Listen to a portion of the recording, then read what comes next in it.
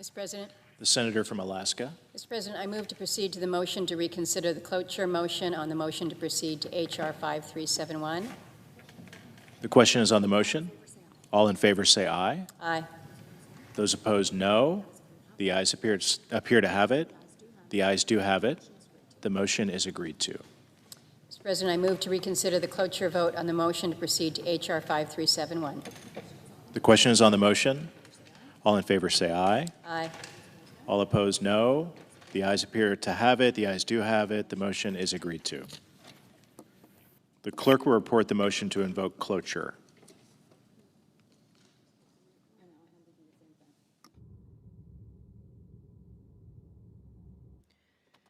Cloture motion. We, the undersigned senators, in accordance with the provisions of Rule 22 of the Standing Rules of the Senate, do hereby move to bring to a closed debate on the motion to proceed to Calendar 168, H.R. 5371, an act making continuing appropriations and extensions for fiscal year 2026 and for other purposes, signed by 17 senators. The question is it the sense of the Senate that debate on the motion to proceed to H.R. 5371, an act making continuing appropriations and extensions for fiscal year 2026 and for other purposes shall be brought to a close upon reconsideration? The yeas and nays are mandatory under the rule. The clerk will call the roll. Ms. Alsobrooks, Ms. Baldwin, Mr. Banks. Aye. Thank you. Thank you. Mr. Barrasso. Mr. Bennett. Mrs. Blackburn. Mr. Blumenthal. Ms. Rochester. Mr. Booker. Mr. Bozeman. Mrs. Brett. Mr. Budd. Ms. Cantwell. Mrs. Capito. Mr. Cassidy. Ms. Collins. Mr. Coons. Mr. Cornyn. Ms. Cortez Masto. Mr. Cotton. Mr. Kramer. Mr. Crapo. Mr. Cruz. Mr. Curtis.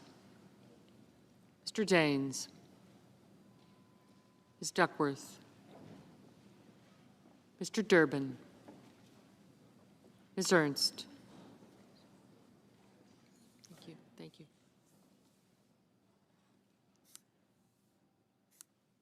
Mr. Fetterman. Mrs. Fisher.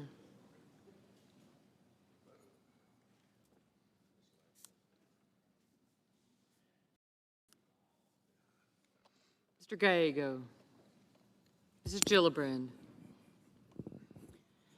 Mr. Graham. Mr. Grassley. Mr. Haggerty. Ms. Hassan.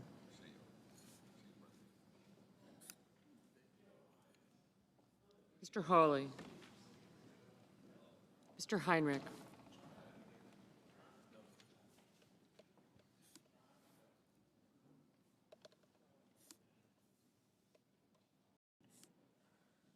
Mr. Hickenlooper. Thank you. Thank you.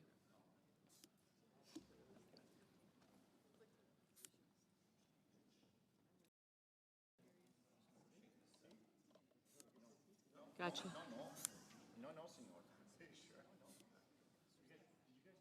Coons. Thank you.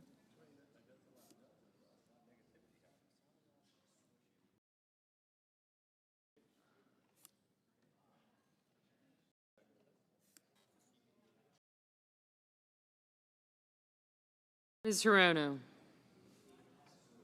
Mr. Hoven. Mr. Husted.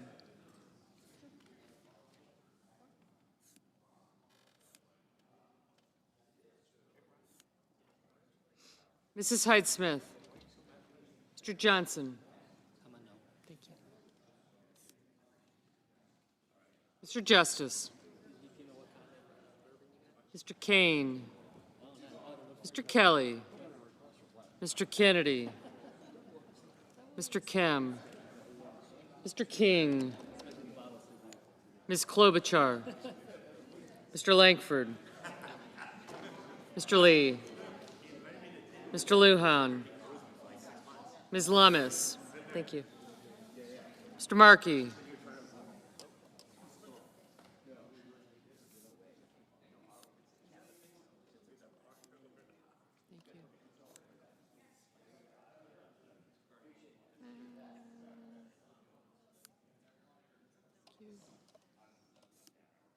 Thank you.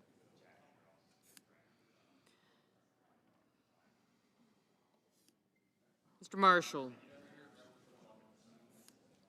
Mr. McConnell. Mr. McCormick. Mr. Merkley. Mrs. Moody. Mr. Moran. Mr. Marino.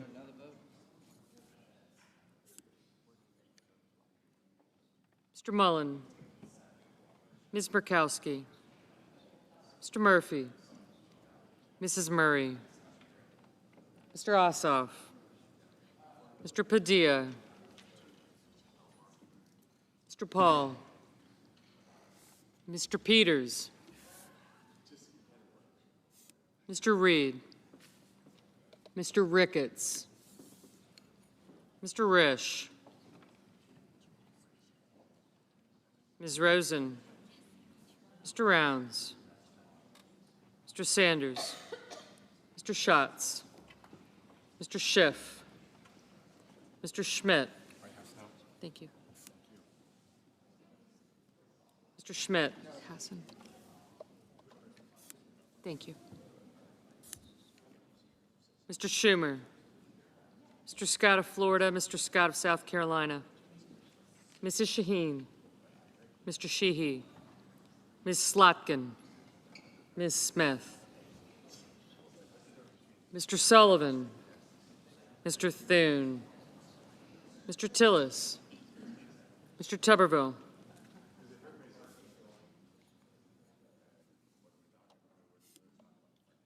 Thank you.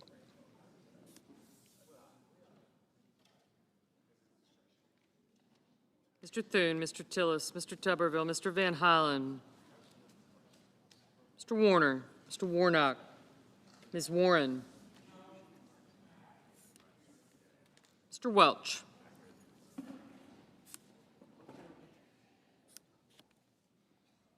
Mr. Whitehouse, Mr. Wicker, Mr. Wyden, Mr. Young.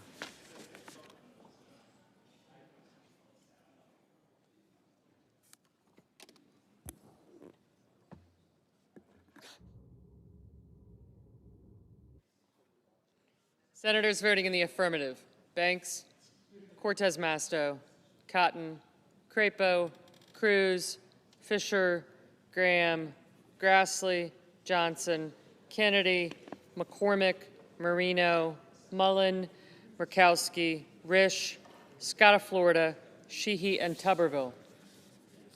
Senators voting in the negative: Alsobrooks, Baldwin, Bennett, Blumenthal, Blunt Rochester, Cantwell, Coons, Gallego, Hassan, Heinrich, Hirono, Kane, Kelly, Kim, Klobuchar, Lujan, Merkley, Murphy, Padilla, Peters, Reed, Rosen, Schatz, Schiff, Slotkin, Smith, Warner, Warnock, Whitehouse, and Wyden. Mr. Durbin. No.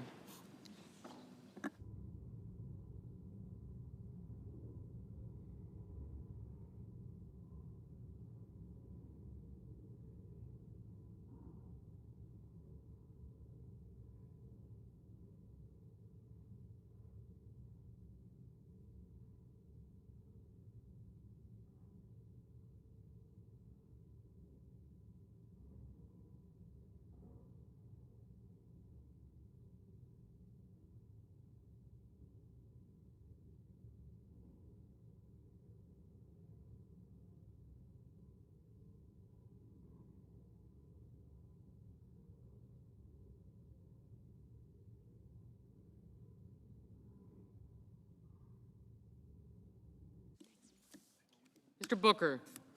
No.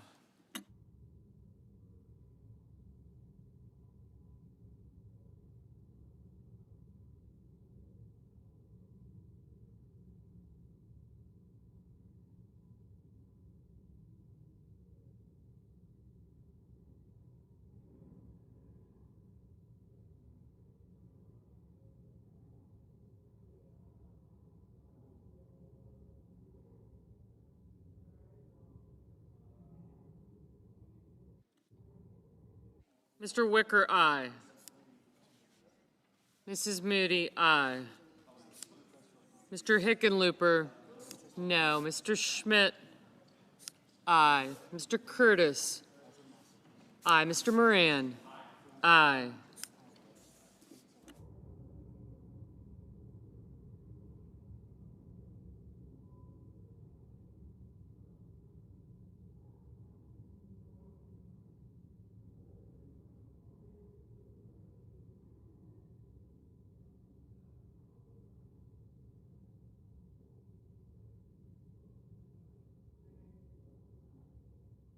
Mr. Lee, aye.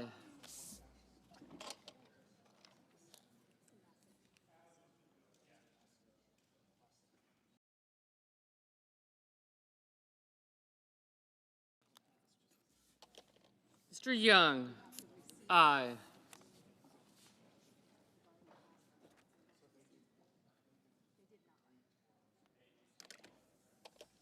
Ms. Ernst, aye.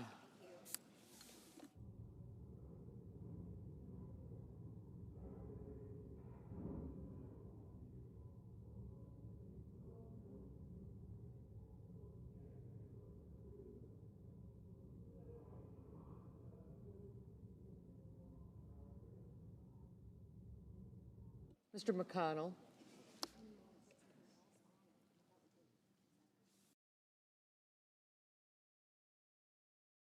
Mr. McConnell, aye.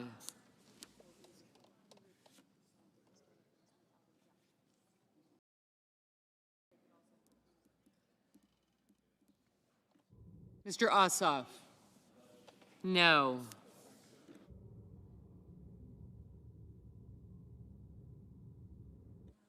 Mrs. Gillibrand, no. Mr. Sullivan, aye. Mr. Scott of South Carolina, aye.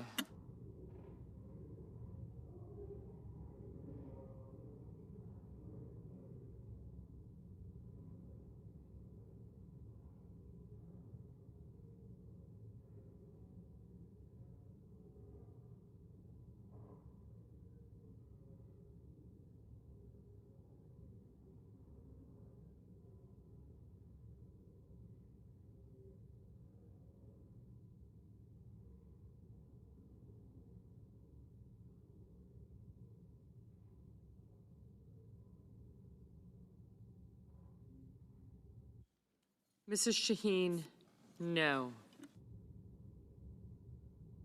Mr. King, aye.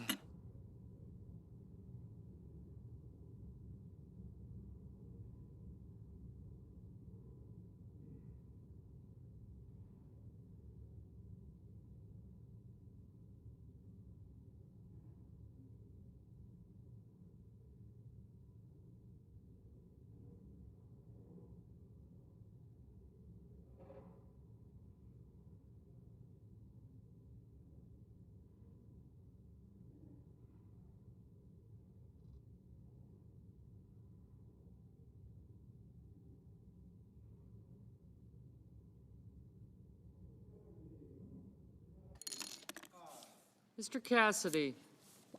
Mr. Cassidy, aye.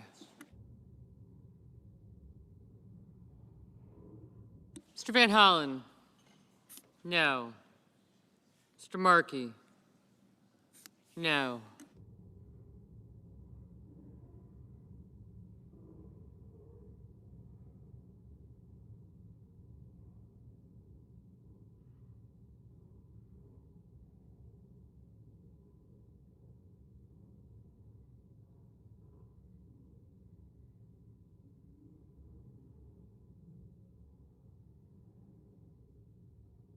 Mr. Cornyn, aye.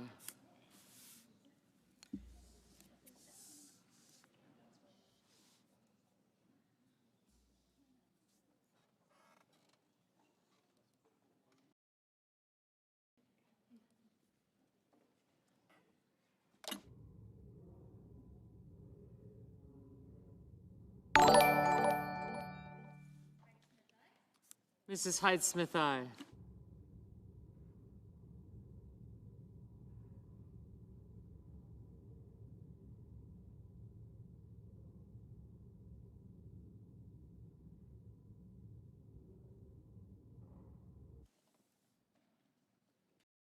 Ms. Warren? No.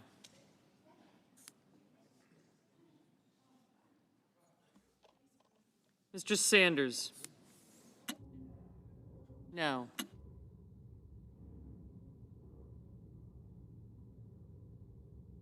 Mr. Bozeman, aye.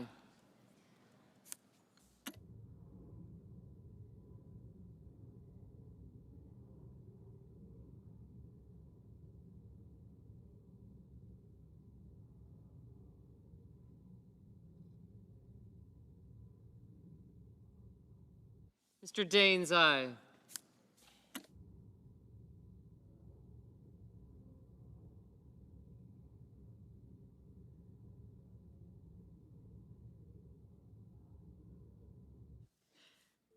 Mr. Welch? No.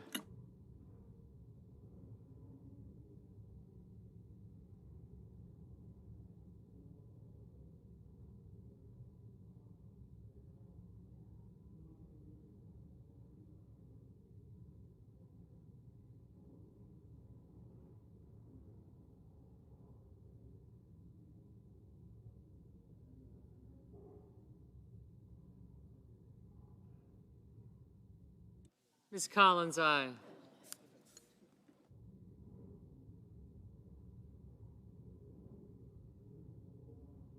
Mr. Kramer? Aye.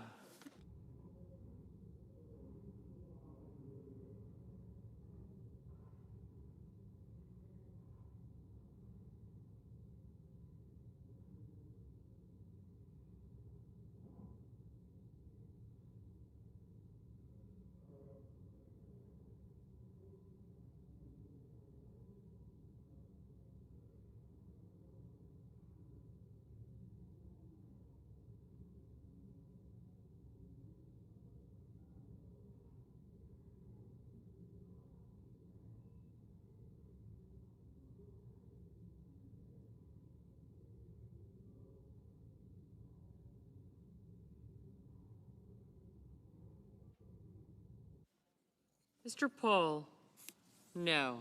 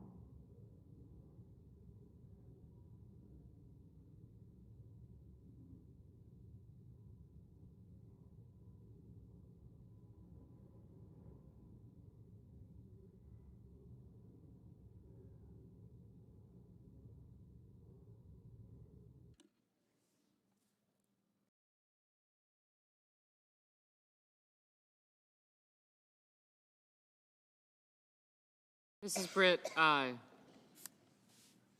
Mr. Heasted? Aye.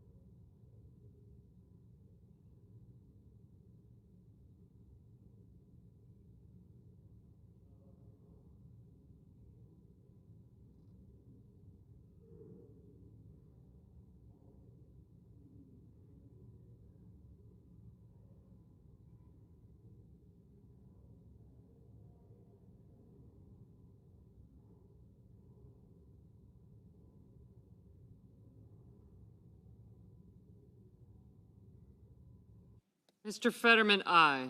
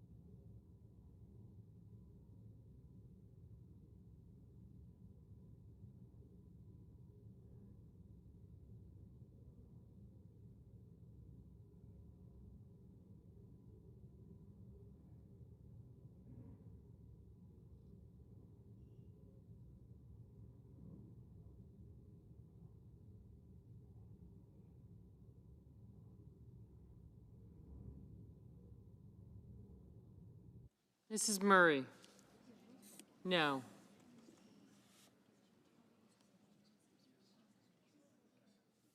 Mr. Rounds? Aye.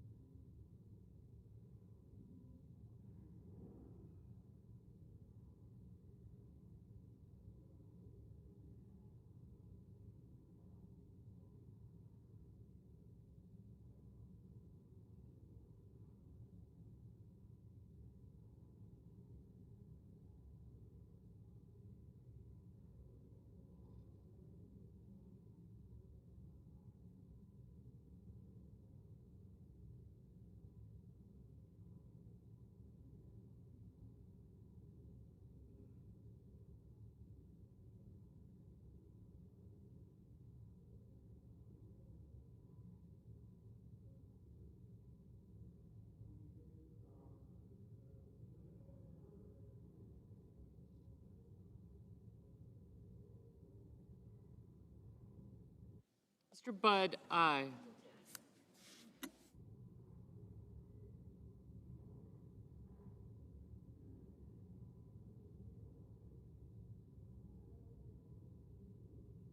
Mr. Schumer? No. Ms. Lummis? Aye.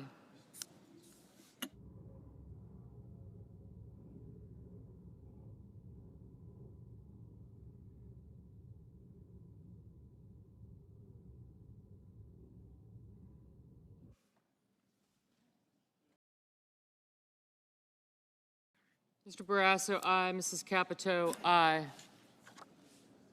Mr. Thune, aye. Mr. Langford, aye.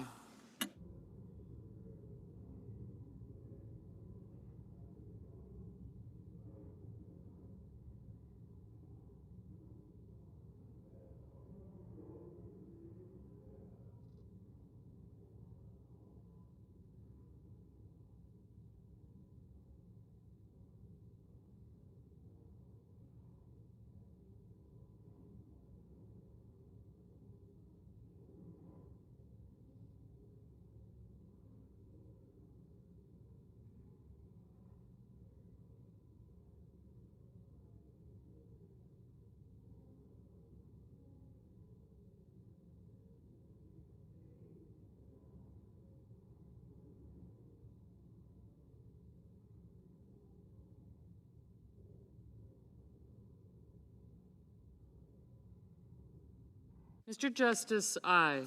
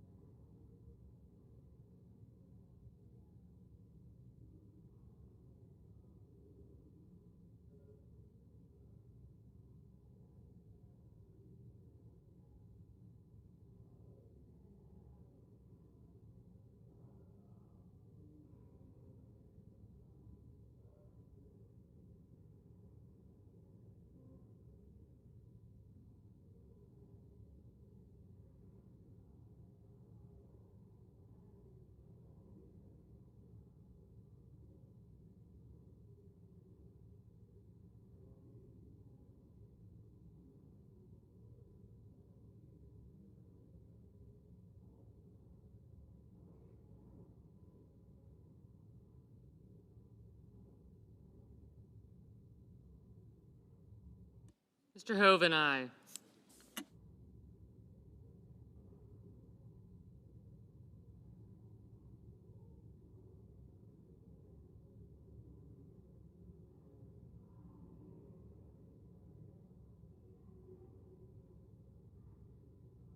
Mr. Hawley, aye.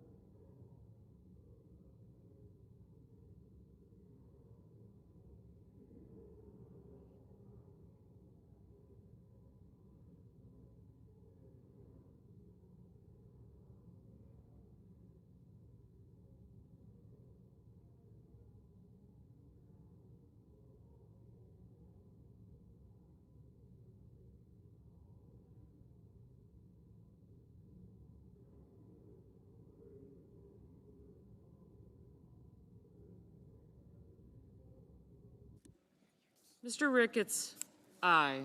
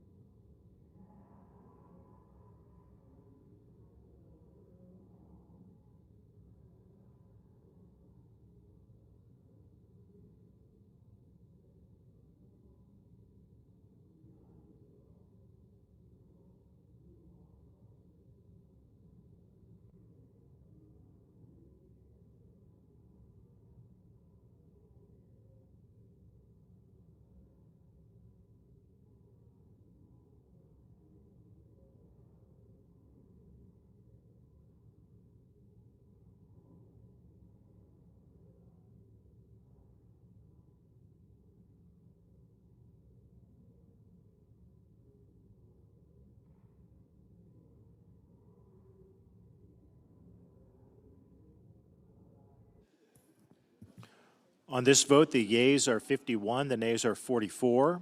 3/5 of the Senate duly chosen and sworn not having voted in the affirmative, the motion is not agreed to.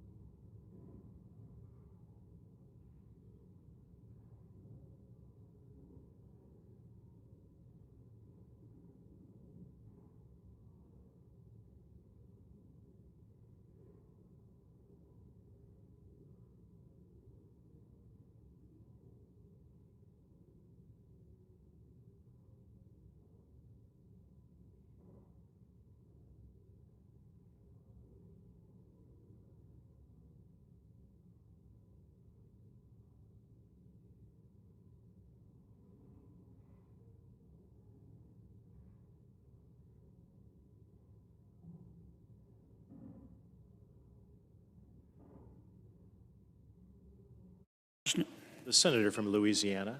Mr. President,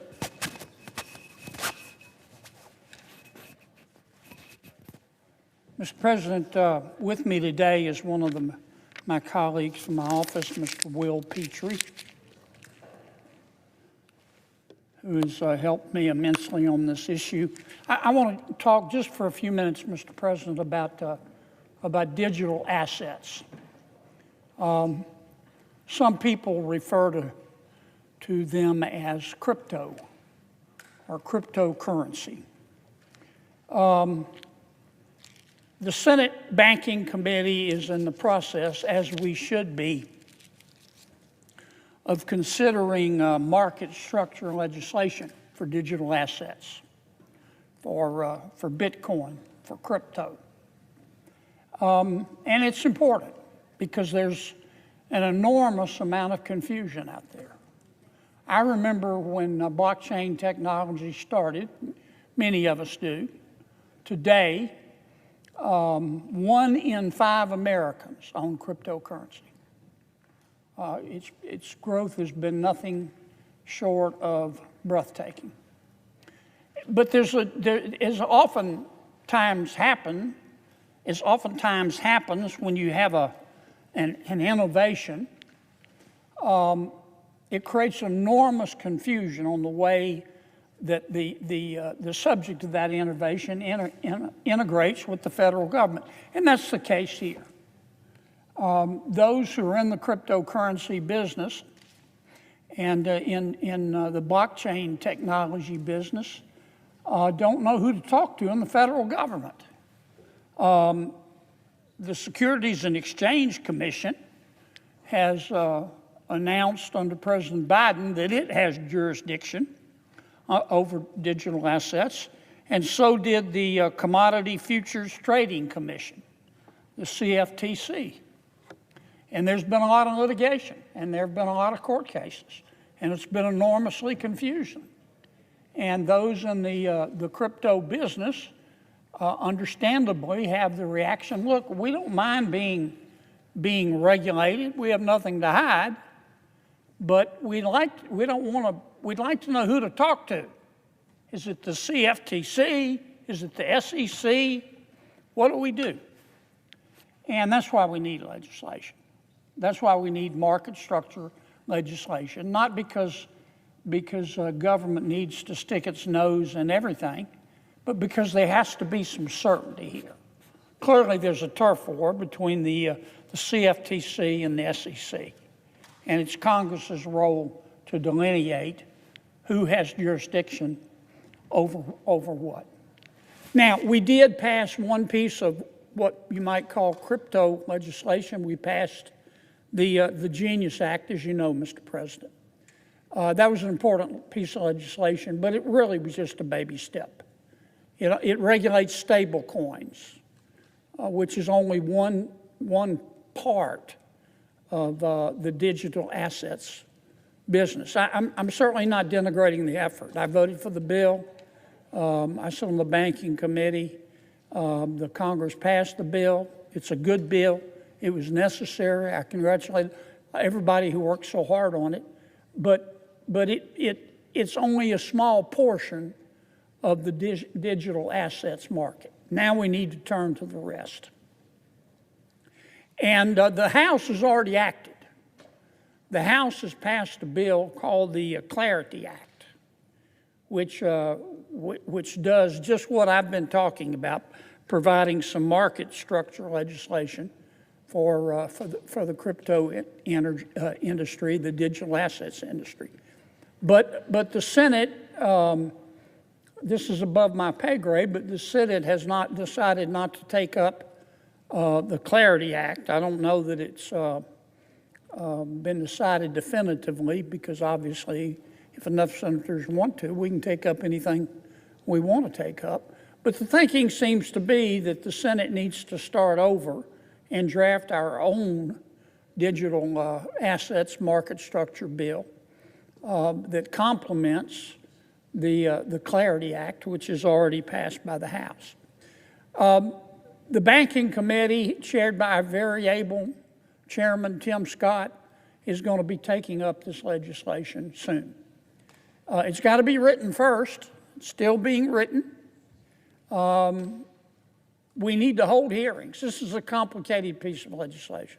I've spent a lot of time on it, and it's one of the most complicated pieces of legislation I've ever seen. This is just one person's opinion. As a member of banking, I think it's going to take at least 2 hearings for us to be able to understand the pros and the cons of this legislation and understand the legislation itself. We have to be sure in this legislation, given that 1 in 5 Americans own cryptocurrency, we have to make sure in this legislation, Mr. President, that we're striking the right balance in jurisdiction between the CFTC and the SEC. We have to make sure in this legislation that we're coordinating closely with another Senate committee, the Senate Agriculture Committee, because it has jurisdiction of the CFTC and will play just as important, if not a more important role in this legislation as the Banking Committee. We're going to have to address in this legislation some concerns of the banking community. The banking community, after we passed the Genius Act, remember the Genius Act was just about stable coins. The banking committee is arguing the banking community, our banks, are arguing very persuasively that there were some mistakes made in the Genius Act, which, as I just said, regulates stable coins. Frankly, I don't know if that's accurate or not. That's what we need a hearing for, but I think the banking community needs to be heard on this issue. If we did make some mistakes, I'm sorry, Mr. President. If we did make some mistakes in the Genius Act with respect to American banks, I want us to correct it. I'm not saying we did or we didn't. I've heard both sides of the argument. But my point is that we're going to have to take up that issue as well in the hearing, because the banking community would like us to amend the larger digital asset market structure legislation to accommodate their concerns about the mistakes, if any, that we made in the Genius Act. We're going to have to spend a lot of time in these hearings and in drafting the legislation, making sure that we are addressing things like tokenized securities. This complicated stuff. It's a way, basically, to trade a stock using blockchain technology without owning the stock.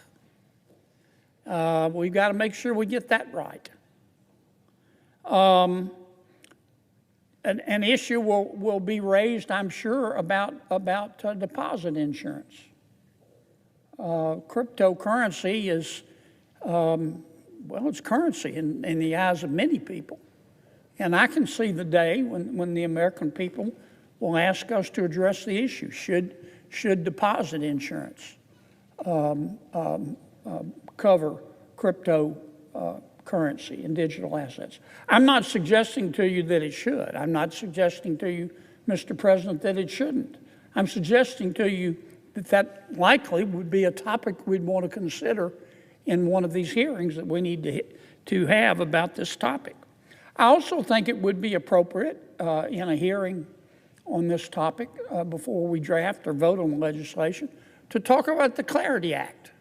That's the digital market structure legislation that I just referred to that was passed by the House. No one's suggesting this, but I certainly would disagree if they suggested that we just ignore that legislation. A lot of work went into it. I spent a lot of time reading it, and I'm going to have to spend more time reading it. It's very interesting, but there's some good work there. And I want to be able to compare the Clarity Act passed by the House with the Senate's market structure legislation. So perhaps we can pick the best of each. And that would be an appropriate topic of a hearing as well. And these issues I'm addressing are illustrative. They're not exhaustive. But we also need to address the issue of what, if any, fiduciary responsibility those who participate in the digital assets markets have. I'm talking about commodity brokers. I'm talking digital commodity brokers. I'm talking about digital commodity dealers. Should they have a fiduciary obligation to their customers, to their clients? I'm talking about the digital commodity exchanges. What should their duty to their clients be? Should it be a fiduciary obligation? Should it be something less? These are weighty issues. These are important issues. These are not issues that you raise and solve over a weekend. But I wanted to start talking about this bill, Mr. President, because it's one of the most important pieces of legislation that this body will consider. It may not be the sexiest, it may not be the most interesting to some, but it's when 1 in 5 Americans own cryptocurrency, it's certainly important. So I'll probably be talking about this issue several more times on this floor, but as the Senate moves forward with our digital assets market structure legislation, I hope we'll move it quickly, but I hope we'll move deliberately. I hope we'll take the time to hold the hearings, and again, I think it's going to take more than one hearing to address these weighty topics, and then an additional time once we get a bill to mark it up, as we say, to amend it and make sure that we do the job for the American people. And with that, Mr. President, I suggest the absence of a quorum. The clerk will call the roll. Ms. Alston-Brooks.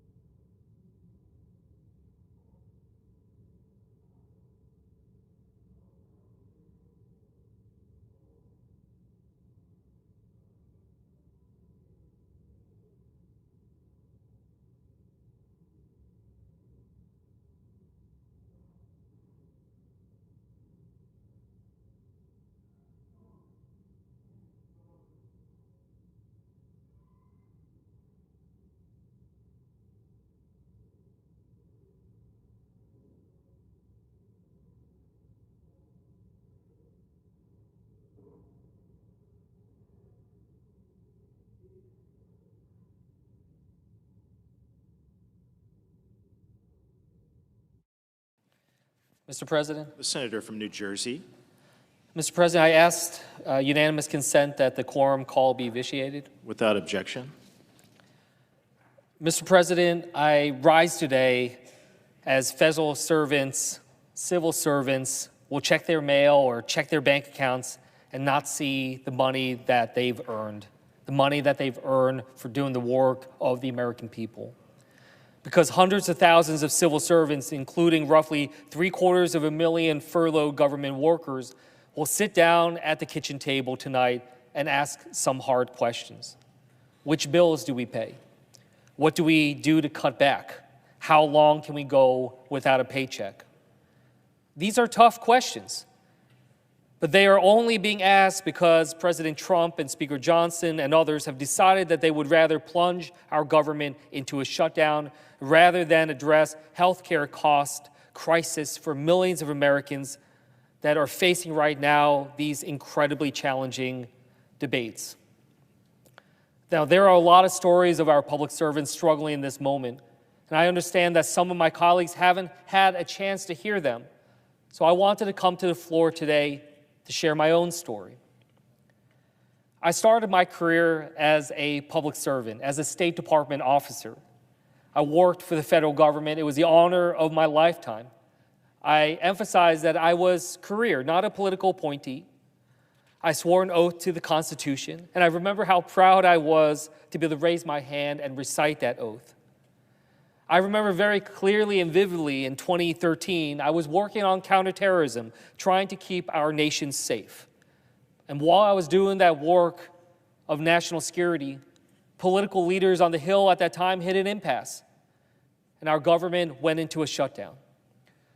I remember how distant that felt for me with the work that I was doing. I'm just trying to show up and do work every day to be able to keep our country safe, to be able to watch out for terrorist groups that try to do us and our allies and our partners harm. Why was it that now I was being asked to show up to work every single day and not receive a paycheck? In particular, I was very early in my career, not making very much money, turned down high-paying jobs so I could serve my country. And I did it because I was proud to be a public servant, proud to be amongst the many others that are willing to put our country before our own families, that we're part of something bigger than all of us. But through that period, when we were going through that shutdown, and to remind people, that one lasted 16 days. At the time, that was the second longest shutdown in American history. That hundreds of thousands of federal employees did not receive their full paychecks during that shutdown. And at the time, we didn't have guarantee and promise that we would actually get back pay for the work that we were doing. It was challenging. I remember having to call my own family and ask them what I should be doing. Try to think through what I can be doing to make sure that I can pay the bills when that comes up. Had no idea how long the shutdown would go for, and felt so distant. I had no way as a civil servant to influence the discussions on the Hill and the leaders that were making this decision. I remember reading afterwards, the Office of Management and Budget had put together a report following the shutdown. And in that report, they quoted an EPA employee who spoke with the Washington Post. That employee said, quote, "We love public service. We're very committed to our jobs and the mission of our agency, but it's just too unstable." And I remember that instability. My story is not unique. And that's why when I was actually sworn into Congress in January 2019, now again, I was sworn into Congress in the middle of a government shutdown, a shutdown that has still to this day recognized as the longest shutdown ever. And I remember I was sworn into the government shutdown, and I found out something that just shocked me, which is that the president and members of Congress continue to get paid during the shutdown. I just could not believe it. That after what I had gone through as a career public servant, doing the work of the country, continuing to show up to work each and every day, not receiving a paycheck, then realizing that 435 people in the House, 100 people in the Senate, and the President of the United States continue to get a paycheck. They're the only ones in the entire government that continue to get paid. I remember at that point, I decided I was going to refuse my pay until the shutdown was over. And I'm continuing to do that with this shutdown because I still believe in those old sayings that officers eat last, that the leaders eat last, but that by taking our pay during this crisis, especially on this day when so many others are not, we are showing that we're fine having a full plate while others go without. That's not leadership. That is not acceptable. If leaders are being paid while others are not, you can see why so many Americans believe that politicians are playing with other people's chips, that they don't feel the impact of their actions. And that's dangerous because it's easy to then think about all this as a game and to lose sight of the actual impacts on American families. It's something I talked about with two public servants in New Jersey during the first week of the shutdown. These are federal workers who have so much on the line in this fight. But it's important to remember that for them, this fight didn't begin with the shutdown. The stresses that federal workers are facing didn't start on October 1st. It started on January 20th. It started with Russell Vogt, the scribe of Project 2025 and the director of the Office of Management and Budget, saying that he wants federal workers to be, quote, in trauma, saying that he wants our public servants, the people that help educate your kids, pave your roads, keep you safe, to, quote, not want to go to work because they are increasingly viewed as villains. That's what the OMB, the current OMB director, the mastermind of this shutdown, has said, that he wants our public servants to be viewed as villains. And let me tell you something, that's something I heard from those federal workers I sat down with. So congratulations, Russell Vogt. Your dream has come true. These federal public servants I talked to said that they wake up every day feeling like they have been made to be like the enemy, to be viewed in that way by the American people. They talked about the shooting at the Center for Disease Control, the attacks upon public servants. That word, enemy, is something we've seen from President Trump himself. He's repeatedly used the phrase, quote, enemy from within, when talking about people who he perceives as his enemies. Fellow Americans who he thinks he's engaged in a war from within. I want to be clear. The people I sat down with earlier this month, they're not the enemy. They're not showing up to work every day to go to war against Donald Trump. They're showing up to work every day because they believe in service. They're showing up to work every day because they believe that they have an obligation as Americans to work for something bigger than themselves. We owe them better than what they're seeing right now and how they're being treated. We owe them better than a politics that demonizes them and their work. What we see right now, though, is that we don't even have, while our public servants are not getting paid through this shutdown, even though so many of them are showing to work, I can tell you they are furious that we have a House of Representatives that doesn't even show up, that we have Speaker Johnson continuing to give House Republicans a paid vacation, even though they're not even showing up to work and doing their job.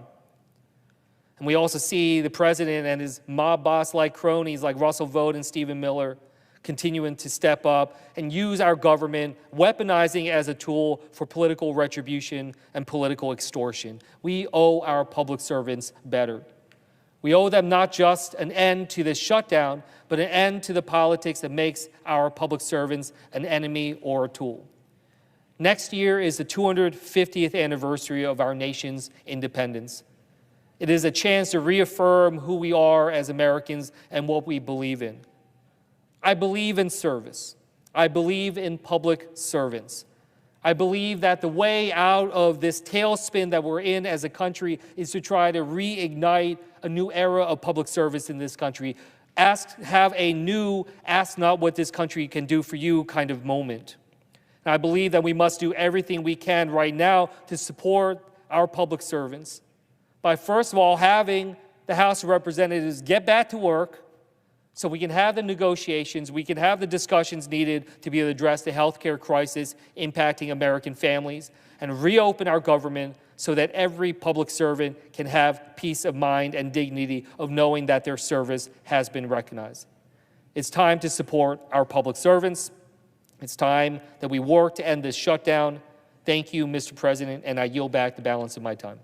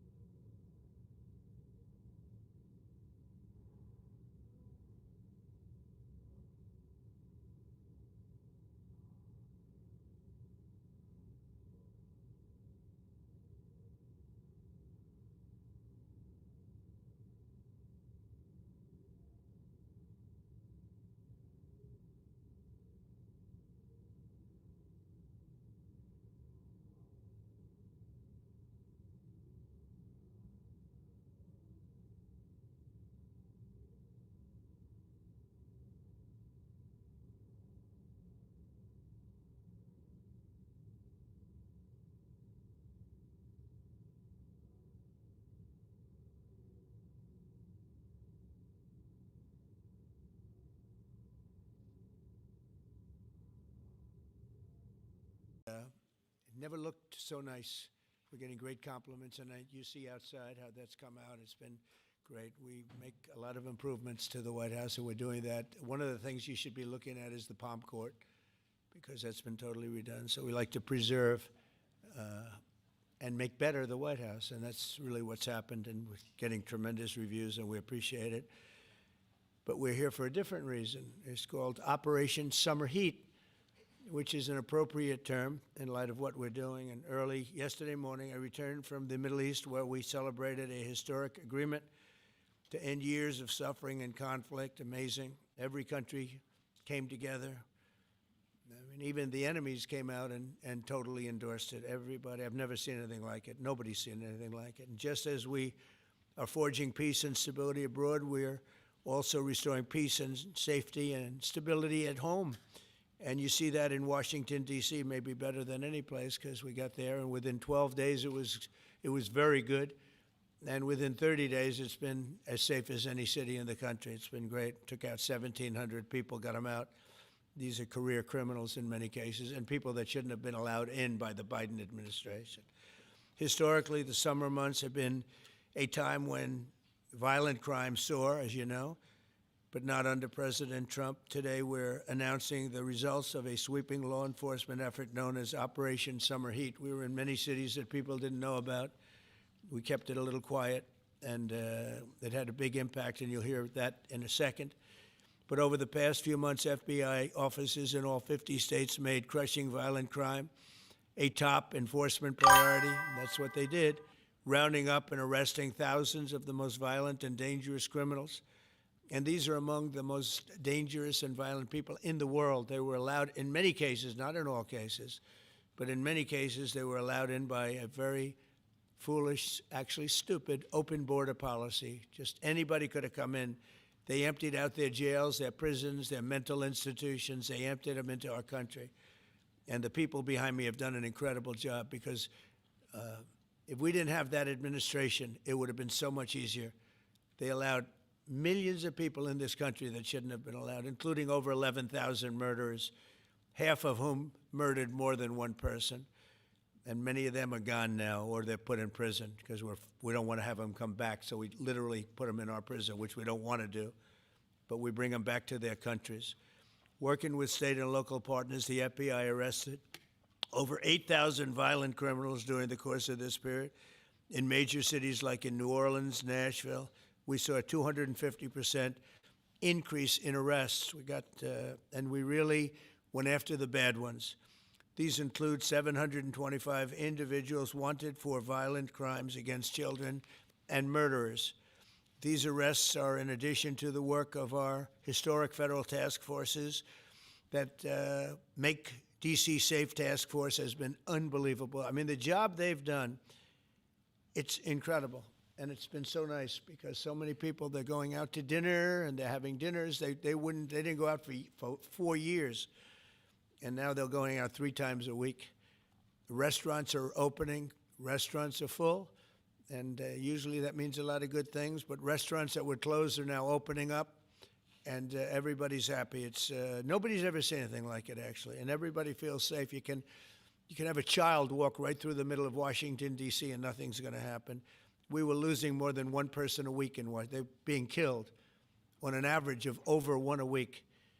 The Make D.C. Safe Task Force has been incredible, and the Make Memphis Safe Task Force is having very similar results. It's much earlier, but we've been there for a week and a half, but I'm hearing the results are pretty incredible, and you'll hear about that. They're mobilizing more than 20 federal agencies for the largest law enforcement operation targeting violent criminals in American history. As a result of these efforts, violent crime declined nearly 20% nationwide compared to the same period last year, and it was the safest and most peaceful summer in 2 decades. And honestly, we haven't really even gotten going yet. If we didn't have to fight all of these radical left governors, we could have had Chicago taken care of, as an example. They had, in a short period of time, 4,000 murders in Chicago, and we have to listen to this man stand up and say that we're bad people. And the people of Chicago are walking around with MAGA hats. You have women, beautiful black women, walking around with MAGA hats, Please let the president in, and we don't care how he does it. They're not interested in National Guard or Army, Navy, bring them in. Marines, bring in the Marines. They just want the crime to stop. And more so because of the success that we had in D.C. I think if we didn't have that success, nobody would even believe it. So I want to congratulate all of the incredible law enforcement professionals joining us today, especially Attorney General Pam Bondi, who's terrific, Deputy Attorney General Todd Blanche, who is a fantastic legal talent. He really is. He's a great guy, too. And, of course, FBI Director Kash Patel. They have worked so hard on this and other things. Since the start of the administration, the FBI has arrested over 23,000 violent criminals, more than double the number arrested in the final year of the Biden disaster. The FBI has also destroyed or severely disrupted more than 170 organized criminal enterprises and gangs, 1,600 of the most violent gangs, and confiscated over 6,000 illegal firearms. And they've tracked down and arrested 4 fugitives on the most wanted list, 4 of the most wanted. Actually, 2 of them were the most wanted fugitives in the world. There's still much more work to be done, which is why the FBI continues to work alongside the Department of Justice, the Department of Homeland Security, and the Department of War to defend. And Pete Hegseth has been fantastic, by the way, on this too, on other things, but on this too, to defend law and order and combat violent crime, arrest illegal aliens, and make American cities the safest in the world. And when I campaigned, I talked about crime, but I never knew that we were going to get into it like we did. You know, I mean, I used to watch these cities with the murders. Chicago recently had one deal where they had 11 murders in one weekend, and they said, well, yeah, but it was a holiday weekend. They actually told me that was the reason, like it was okay because it was a holiday. It was Labor Day. These people are the worst. They really have to, they better, I tell you what, the people in Chicago and the people in places like that can be fixed. At some point, it gets to where you can't fix it anymore. It's too far gone. And we have some cities like that. But these are great cities that can be fixed. I'm going to be strongly recommending, at the request of government officials, which is always nice, that you start looking at San Francisco. I think we can make San Francisco. There's one of our great cities 10 years ago, 15 years ago, and now it's a mess. And we have great support in San Francisco, so I'd like to recommend that for inclusion, maybe in your next group. You'll get great support. Every American deserves to live in a community where they're not afraid of being mugged, murdered, robbed, raped, assaulted, or shot. And that's exactly what our administration is working to deliver. I didn't realize I was going to make this such a big factor in the administration. I didn't really campaign. I campaigned on crime, but I never thought we'd go into every city and take a really safe city that we've all been living with for years and make them safe. And now it's like a passion for me, and it's a passion for the people behind me. So I didn't get elected. I did get elected for crime, but I didn't get elected for what we're doing. This is many, many steps above. And I want to thank Stephen Miller, who's right back in the audience right there. I'd love to have him. I love watching him on television. I'd love to have him come up and explain his true feelings. But maybe not his truest feelings. That might be going a little bit too far. But Stephen, thank you for doing an unbelievable job. And the people of this country love you, I'll tell you. And they love what you say about crime and stopping crime. So now I'd like to ask Director Patel to say a few words, and then Pam and Todd also. And I just want to congratulate them. This is an amazing thing. And we're just at the start. We're going to go into other cities that we're not talking about purposely. We're getting ready to go in. And when they go in, like Kash as an example told me that people didn't even know. 5 months ago, they went into Chicago, and they started doing a lot of work in Chicago. And we brought the numbers down a little bit.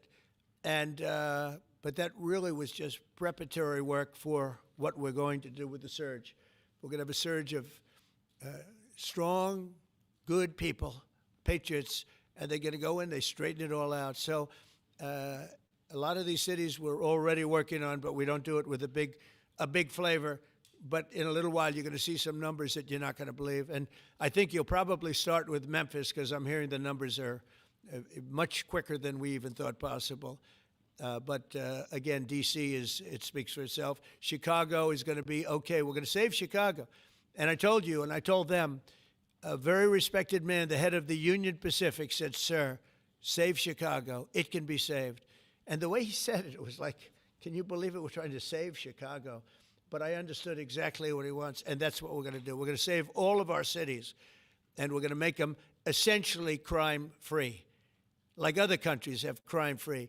If you go all over the world, you go to the world, you hear Afghanistan and you hear all these different places. Our crime in certain cities is worse than anything they can even imagine. And we're not going to have that any longer. It's going to stop, and it stops right here. Cash, please. Thank you, Mr. President. What I'd like to do is just highlight some of the outstanding work that the men and women of the FBI have been doing. And thanks to your brave leadership and the mandate you were given by the American people to not only defend the homeland but crush violent crime, you tasked us with our great partners at the Department of Justice and the Attorney General and the Deputy Attorney General to start making arrests and bring prosecutions and safeguard our cities. And you said it, this is just the beginning. In just 7 months, I hope the media takes a look at every one of these charts because these are the best numbers for fighting crime in U.S. history, and it's only 7 months in. And to do that, our vehicle to do it of choice was Operation Summer Heat, which the FBI architected to go after violent criminals. And in just a 3-month span, you had 8,700 arrests of violent criminals. You had 2,200 firearms seized off the streets permanently to safeguard our communities. You had 421 kilograms of fentanyl seized.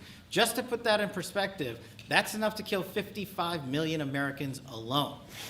You had 45,000 kilograms of cocaine seized, and thanks to our Department of Justice partners, you had 2,100 indictments in 3 months, from June to September alone. Mr. President, that in and of itself would be historic for a 4-year presidency. You did that in 7 months because you let good cops be cops, and you partnered us with the right people at the Department of Justice to put the handcuffs on and bring them to court and put them in prison. And if that weren't enough, when you look at the year, for the entire 7-month period that we're talking about here, if you look at the past 4 years of the Biden administration, 16,000, 17,000, 15,000, 15,000.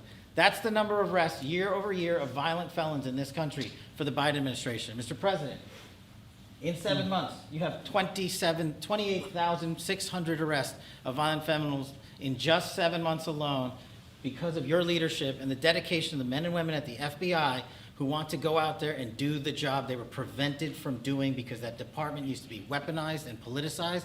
And this is what happens when you take out the fangs of weaponization. This number is historic by every metric. 28,000 people have been arrested, violent felons alone. And then when you go over there and look at some of these charts, if you don't mind, I'll just hop over here. Look at the metrics for not just violent crime, but the homeland. Mr. President, during your administration, the FBI has found and located 5,400 children. That is a 30% increase year to date over the last administration. Violent crimes against children arrests alone are up 10%. Gang arrests are up 210% in the last 7 months alone. And transnational organized crime, which Stephen Miller has been a great partner in, is up over 12% alone. These numbers are historic just as a snapshot. But just so people don't think we're focusing on violent crime alone, the national security mission, Mr. President, under your leadership has never been stronger. We have gone after espionage activities against our main counterparts in China, Russia, and Iran. In China alone, we've had over a 50% increase in espionage and arrests alone in prosecution. In Iran, we have had a 50% increase, again, in espionage cases. And in Russia, we've had a 33% increase in espionage cases alone. When it comes to counterterrorism, year to date, we have 125 arrests this year versus 100 last year to date alone. And when it comes to the cyber criminal activities, which are some of the largest enterprises plaguing everyday Americans, we at the FBI have put out a mission to go after cyber criminals like never before. Last year, they had in total 191. This year, you already have 252 arrests. 52 arrests of violent cyber criminals who are stealing from senior citizens, who are violating our children's rights and freedoms, and who are violating everyday Americans. These programs are record. And two of the things I'll finish with that I'm most proud of, Mr. President, this FBI. Fentanyl. As you know, it's a scourge that is killing our youth, 100,000 plus a year. To date, the FBI has seized 1,900 kilograms of fentanyl, That's enough lethal doses to kill 127 million Americans alone to date.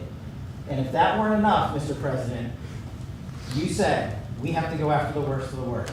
And you empowered our Department of Justice, our Attorney General, Deputy Attorney General, and the Deputy Director at the FBI led the charge, not just on summer heat, but he also led the charge to the FBI's 10 most wanted fugitives. These people have been on the run for years. And in 7 months, you captured not 1, not 2, not 3, but 4 of the FBI's most top 10 fugitives. 4. And just to put that in perspective, Mr. President, the Biden administration captured 4 in all of 4 years.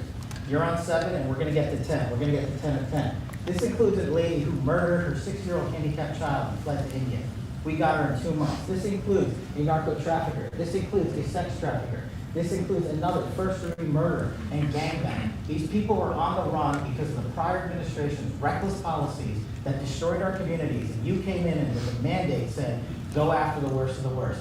This is just the beginning. This is what happens when you let good cops be good cops at the FBI. Mr. President, I just want to thank you for your incredible leadership, our brave partnership with prosecutors who know how to bring cases and make sure these arrests stick. And that's what the Attorney General and the Deputy Attorney General have led the charge across this country. Because arrests without prosecutions are meaningless. We are deterring criminals from doing this activity. We are preventing criminals from coming into America, and we are absolutely crushing violent crime like never before and defending this homeland, sir. And not to mention, I almost forgot this one. It took you, sir, 2 weeks to get the Abbey Gate bomber. Joe Biden had 4 years to look for him.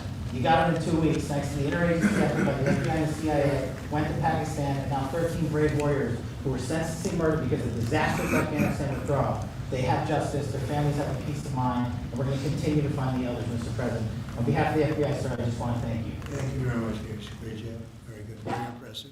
Pam, would you like to say something, please?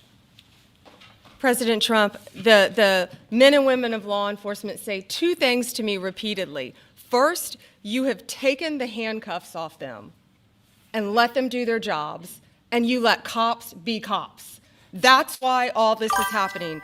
The director, the deputy director are working around the clock. All of these great men and women in the FBI, they have families at home, and they are working during a government shutdown right now. Many of them have small children. Many of them, I was talking to an agent this morning, many of them have babies at home, and they are working around the clock to not only keep our country, but our world safe. And that's what Operation Summer Heat did. Thank you, Director, and to the Deputy Director for everything you did on behalf of the Department of Justice, and you're going to continue to keep doing. And they set the stage for what we're doing in Memphis. You're going to hear a lot more about that, our joint task force next week, but they set the stage for Memphis. And last night alone in Memphis, there were almost 70 arrests, there were 12 guns seized, and there was a 70-year-old man arrested as a result of our operation in Memphis who raped a child under the age of 3. That one case makes everything we're doing worthwhile. So thank you all for being here on behalf of both of us. Thank you, President Trump. Thank you. Todd, you want to say something? Sure. Thank you, Mr. President. So this is a great day, and I think there's stats that the director talked about which are important, but I want to give 2 examples of what summer heat has done that actually will apply hopefully to everybody in this room. The first is for over 4 years during the last administration, there was a hotel in a town, the middle of a town in Alaska, that was being run as a drug den. There were over 1,000 calls to 911 over 4.5 year period. There were multiple violent crimes, drug dealers, overdoses, and murders at this one hotel, ruining a community. Summer Heat went in there. It's not only arrested all the participants that were controlling the hotel, but seized the hotel. And so that's one example of what summer heat means to everyday Americans that just want to live in peace. The second example is a large narcotics trafficking group that was selling fentanyl in the state of Washington. They were shipping fentanyl and using commercial aircraft, putting fentanyl pills and powder in suitcases, flying them from the southwest border, mostly Arizona, all the way to Washington. It had been going on for an extremely long time, and the entire organization was arrested. And I say those 2 examples because it's easy to look at the board and see 1,000 arrests. How much different is our communities now compared to the past 4 years? But there's actual life examples. Every one of these arrests means that our streets are safer, and that's because of the work of this administration, of President Trump and Director Patel. So I will tell you, Attorney General Bondi and I are together every day with Director Patel, figuring out ways that we can continue to do this work, and it's not going to stop. Like the Attorney General said, and like the President said, this is just the beginning, or phase one, or a start, whatever you want to say, but it will continue on. So thank you, Mr. President, and thank you very much, Director Patel. And Mr. President, just one last thank you from the men and women at the FBI. You found a way to get these individuals paid during a government shutdown, our 1811 agents. So on behalf of the FBI, it's a great debt that we owe you, sir. They're now allowed to pay for their families, so thank you. And the military. Good. That's right. Thank you. Okay, thank you very much. Any questions, please? Brian, go ahead. Mr. President, first of all, I know the feedback I'm getting from the American people, but they want to say thank you. Law and order is not an option in this country. It's a mandate. So I know the American people thank you for that. In terms of the guns that have been taken off the street, do you have a number of how many guns were taken away from someone that had a prior felony or a previous crime that perhaps we can prosecute that? Because I know that wasn't the case under Joe Biden. We don't take guns off the streets of people that are allowed to have guns. So every gun that we're taking off the street is because it belongs to somebody who is not allowed to have it. Could be a felon, could be somebody who hears illegally. There's all sorts of conditions. But if there's a gun taken off the streets by the FBI, it's because the person who has it is not allowed to. It's not somebody who's lawfully allowed to have it. So every single one of those guns were taken off of people that aren't allowed to have them. And not including the FBI, all of the other agencies. ATF alone, since January 20th, has removed over 25,000 illegal guns off our streets, just since President Trump's been in office. And Mr. President, if I could follow up on that, could there be any further conversation to have national concealed carry applied to actual DC? Like if you had a driver's license in Texas and you had a permit, of course you could drive. Well, as you know, they've been talking about that for a long time. It's an interesting question. A lot of people feel strongly both ways, but we are talking about that, Brian. Thank you. Mr. President, on Venezuelan boats, I want to ask you, why not have the Coast Guard stop them, which it is empowered by law to do? You know, this way you can confirm who's on the boat and ensure that they're doing what you suspect. Because we've been doing that for 30 years, and it has been totally ineffective. They have faster boats. Some of these boats are seriously, I mean, they're world-class speedboats, but they're not faster than missiles. But we've been trying to do that for years, and so much of the drugs, 25–30%, would come in through the seas. Right now we have, I would say, none coming in through the seas. In fact, I don't know about the fishing industry. If you want to go fishing, a lot of people aren't deciding to even go fishing. We've almost totally stopped it by sea. Now we'll stop it by land. What's the next But step? it never worked. It never worked when you did it in a very politically correct manner. What's the next step in this war on cartels, and are you considering strikes on land? Well, I don't want to tell you exactly, but we are certainly looking at land now because we've got the sea very well under control. We've had a couple of days where there isn't a boat to be found. And that, I view that as a good thing, not a bad thing. But we had tremendous amounts coming in by boats, by very expensive boats. You know, they have a lot of money, very fast, very expensive boats that were pretty big. And the way you look at it is every boat that we knock out, we save 25,000 American lives. So every time you see a boat and you feel badly, you say, wow, that's rough. It is rough, but if you lose 3 people and save 25,000 people, these are people that are killing our population. Every boat is saving 25,000 lives, and you can see it. The boats get hit, and you see that fentanyl all over the ocean. It's like floating in bags. It's all over the place, and it's a tremendous. We're saving tremendous amounts of lives. Yeah, Mr. President, on that issue. I know you've talked about, I have a question for you, and then I also have a question for Director Patel. I know you talked about having some distaste for Boston recently. Is this one of the cities that you might be looking into, and can you give us a hint about other cities that you might be? You're saying for where? For where? For Boston. Yeah, well, Boston has a bad mayor who at least is a reasonable IQ person. You know, most of them are low IQ. But, and they're so bad. I mean, what's going on in Chicago is just, you'd think the guy would say, hey, look, we have a problem, Mr. President. Could you come in and straighten it out? We could have that done in a month if we had their cooperation. It's going to be done anyway, but we could have it done in a month. Yeah, Boston, she's got 4 areas that are, wrong. And, somebody said, would we think about taking the World Cup away from Boston if they don't straighten it out? And the answer is yes. We have the right to do that with FIFA.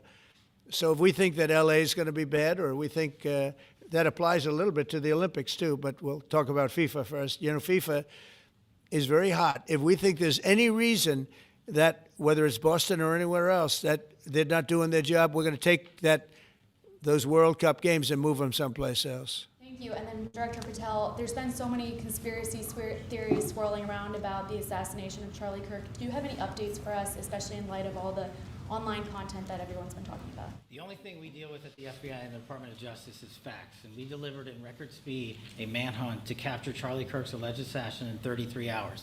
And if you put that in perspective to Luigi Mangione or the Boston bomber, they took them 5 days and a police officer lost their life in their manhunt. We are running out absolutely every single lead, and the best thing we can do to honor my friend Charlie Kirk's life is to make sure that everyone involved is prosecuted to the full extent of the law, and that's what we're focused on, investigating the facts, not trading in conspiracy theories. Okay.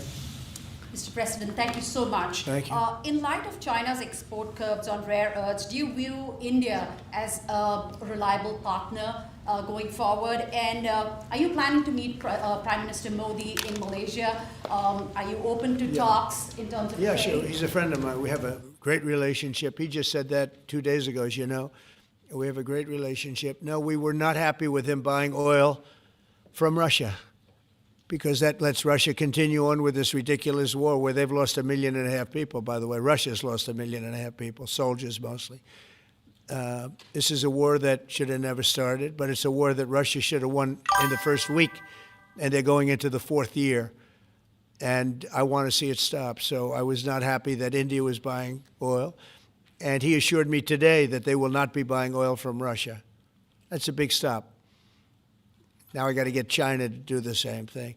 That is relatively easy compared to what we just did over the last week in the Middle East. Middle East was 3,000 years, and we got it done. This is 3 years, and I think we'll get it done. I think that President Putin, I think he wants to get it done. We'll see. There's a great animosity between him and Zelensky. You probably have noticed, right?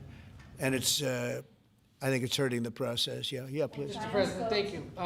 Curious, why did you authorize the CIA to go into Venezuela? And is there more information you can share about these strikes on the alleged Well, I can't drug do busts in that, the but Caribbean? I authorized for 2 reasons, really.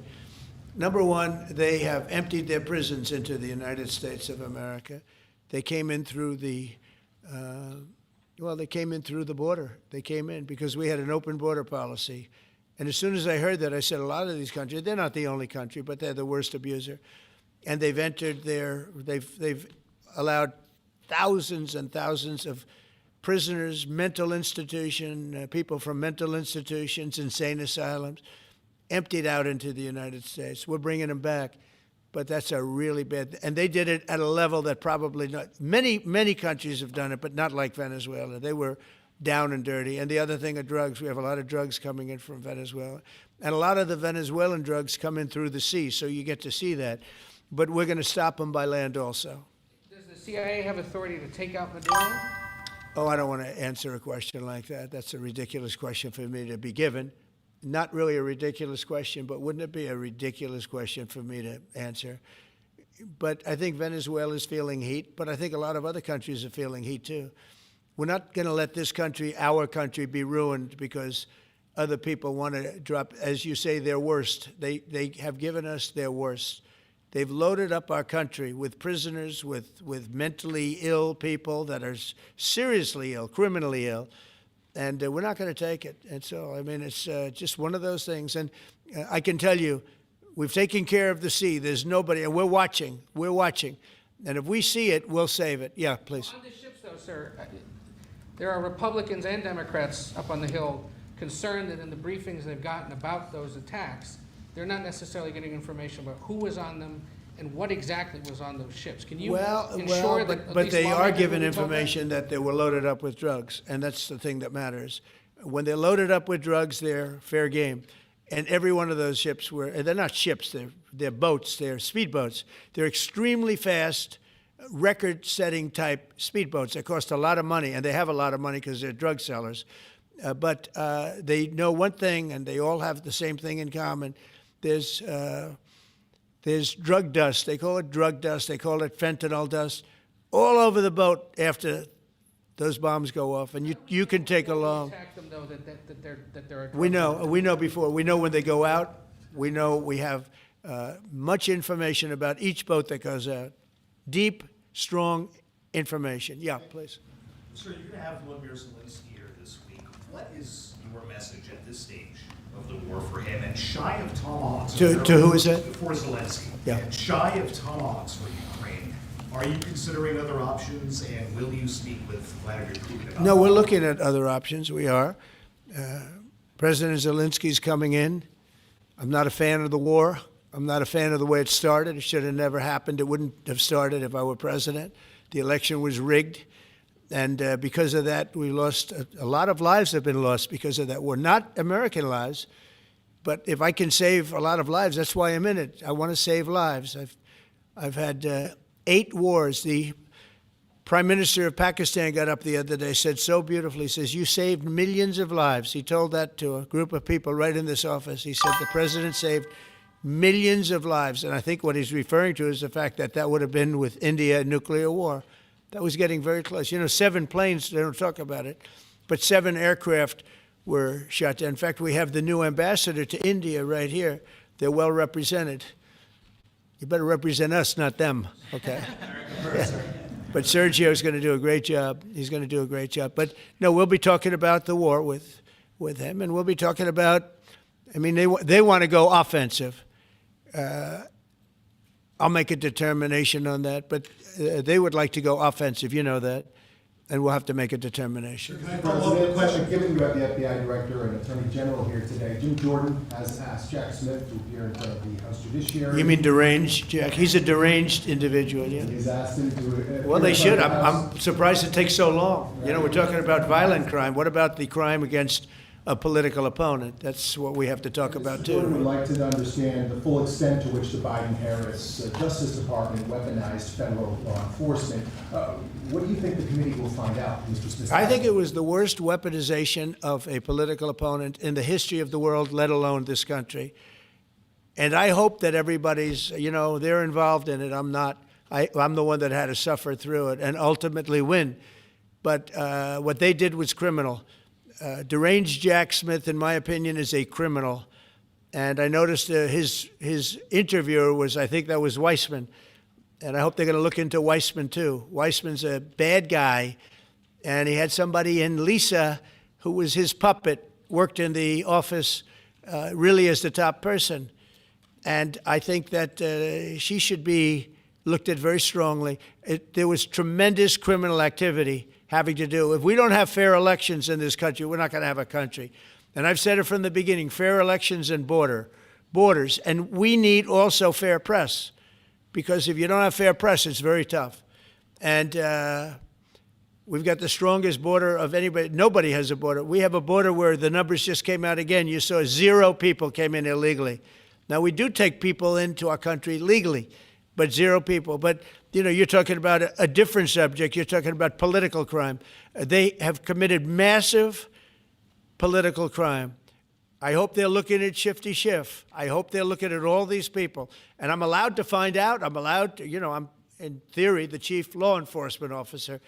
But I have a very good, talented group. This is about something else. But I hope they're looking at political crime, because there's never been so much political crime against a political opponent as what I had to go through.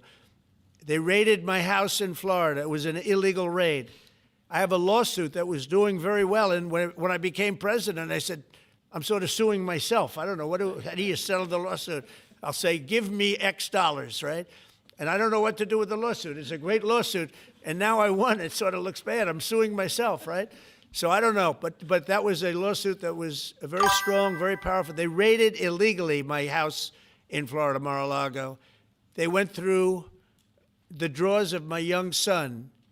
They went through all of the cabinets and drawers of the First Lady. She walked in, she said, wow, what happened? Because she's very meticulous, and this wasn't so meticulous. as she looked into the drawers and she saw everything a mess. What they did against a person that just got out of office. And then you look at these corrupt people. You look at Hunter Biden. You look at the signature. As an example, the Europen. I just signed so many different things. An admiral, a four-star general. I'm signing them left and right, the commissions. And by the way, I want to compliment John Thune and also Mike, our great speaker. But John Thune, all of a sudden I'm getting these things by the hundreds. I was getting one every 2 weeks. It would have been 4 years before you got them in more. You would have had some that didn't even get in, all because of Democrat obstruction. So John Thune did a great job. I must have signed 200 into the administration. We're just about caught up. It's amazing. And so compliments to John. He had to do some things that were very tough to do that he didn't want to do, but he was forced to do it by the Democrats. And as far as the shutdown's concerned, this is a Democrat Schumer shutdown. And he's trying to do it to get relevance back into the party because he's a loser. I've known him all his life. He's always been sort of a loser, but an intelligent one. But I think he's losing IQ points with time. I think that happens. I hope it hasn't happened with me. I know if it did, you guys will let me know about it very quickly. Question on violent crimes, sir. Here in D.C., a judge has given the two teenagers that beat up ex-Doge staffer Big Balls probation. It's incredible. And no jail time. Is this justice? Jeanine Pirro is doing a fantastic job, and she is beside herself because you have these radical left judges that they beat the hell out of this guy. And there was many people against this one guy who was really trying to protect his girlfriend. He didn't want his hooded over the door but they really beat him up badly. That just happened, right? Yeah. Wow, that's terrible. I think the judge should be ashamed of himself. That's a big problem. You know, they can do their job and then they go into a court and the people are protected by these, I don't know where they come from. Where do these people come from? Where do the judges come from? I want to compliment on behalf of Pam and Todd and all of us because, Cash, I think that Jeanine has done a fantastic job. And the case I heard was like flawless. It's a flawless case. They have them on tape. They have everything. And then a judge gives them a little probation. These are rough guys. And they're young. And if that happens, they're going to grow up. They're going to be real bad. They're going to cause a lot of problems. Yeah, please. Go ahead. Right. What were the conversations like with Prime Minister Modi and the other? I think they were great. He reported to me that he's a great man, you know. Modi is a great man. That he loves Trump. Now, I don't know if the word love, I don't want you to take that any different. I don't want to destroy his political career, okay? But you have to understand, I've watched India for years. It's an incredible country. And every single year you'd have a new leader. I mean, some would be in there for a few months, and this was year after year after year. And my friend has been there now for a long time, and he's assured me there will be no oil purchased from Russia. I don't know, maybe that's a breaking story. Can I say that? Would you say? There will be no oil. He's not buying his oil from Russia. It started. You know, you can't do it immediately. It's a little bit of a process, but the process is going to be over with soon. And all we want from President Putin is stop this. Stop killing Ukrainians. And stop killing Russians because he's killing a lot of Russians. Again, it doesn't make him look good. It's a war that he should have won in 1 week, and he's now going into his 4th year. That does not make this big so-called war machine look good. But he could make a settlement. We're willing to settle. I thought we had a deal. The hatred of the two leaders is it's an obstacle. It's an obstacle. There's no question about it. But I thought we had a deal 2 months ago. Who would think I created peace in the Middle East and can't get the two guys to settle? But I think we'll get them. But if India doesn't buy oil, it makes it much easier. And they're not going to buy. They assured me they will. Within a short period of time, they will not be buying oil from Russia. And they'll go back to Russia after the war's over. Jennifer? On the shutdown, sir, are FBI officials being paid right now? Are all the FBI employees being paid? And are all the Well, that's what I understand. I hope so. Thanks to your great work, Mr. President, the 1811 special agents at the FBI are going to receive their paychecks. Got a lot of people paid, actually. We got the people that we want paid, okay? And we want the FBI paid, we want the military paid. We got the people that we want paid. And I'll tell you, the Democrats, they don't talk about this.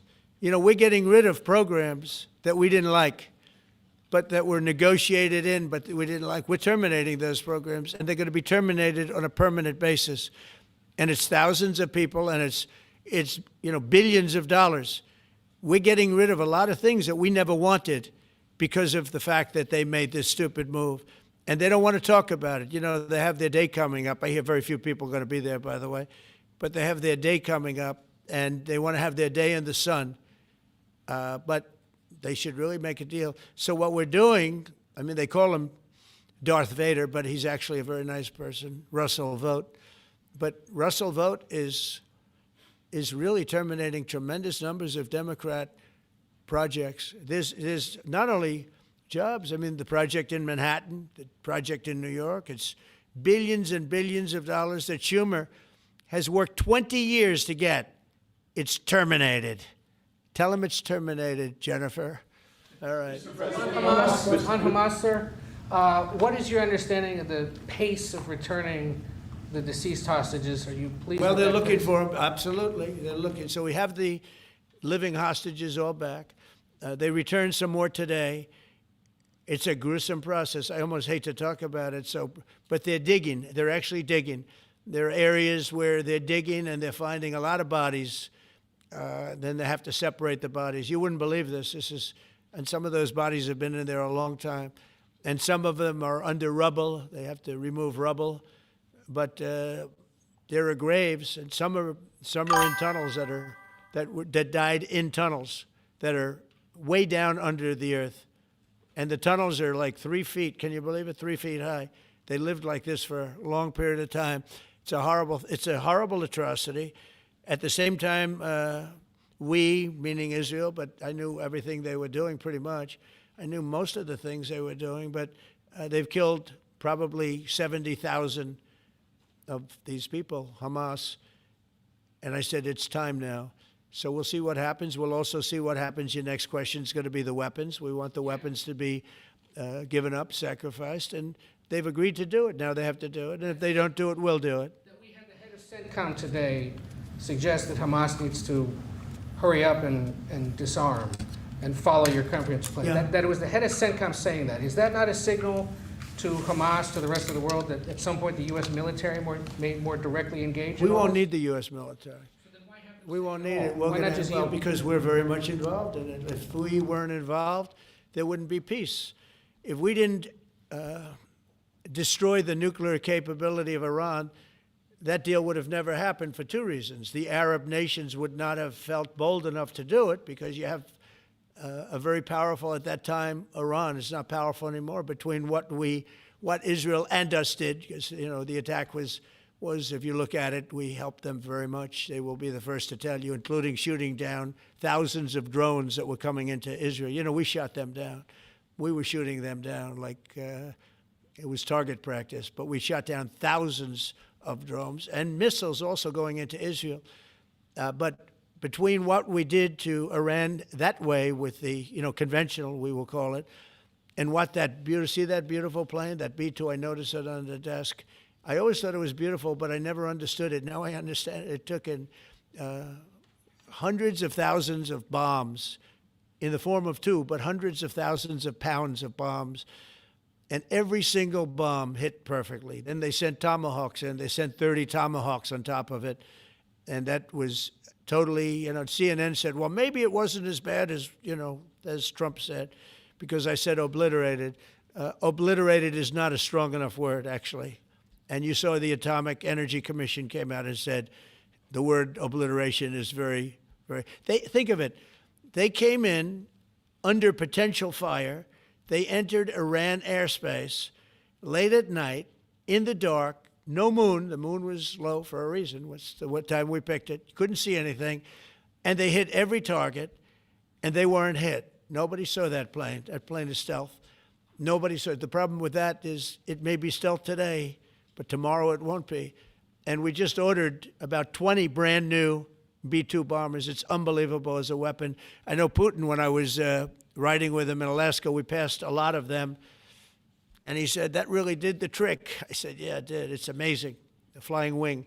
But you still proceed No reason for the U.S. military to get involved in Gaza. No, I don't see that. No, I think we're going to handle it very well. We'll be helping Israel, but we have other countries that are now. You know, we signed, many countries signed, and many of those countries relatively are very strong military powers. And Hamas has no support. See, Hamas had the support of Iran, and now Iran says, don't get us involved. The last time they got them involved didn't work out too well. So they used to have the support of Iran. Today, Iran they're trying to survive. You know, when I heard the reports 2 weeks ago, Iran's looking to build a nuclear weapon, I said, don't worry about it. They got a lot of things they want to do before nuclear weapons. I said, the last thing they want to do is a nuclear weapon.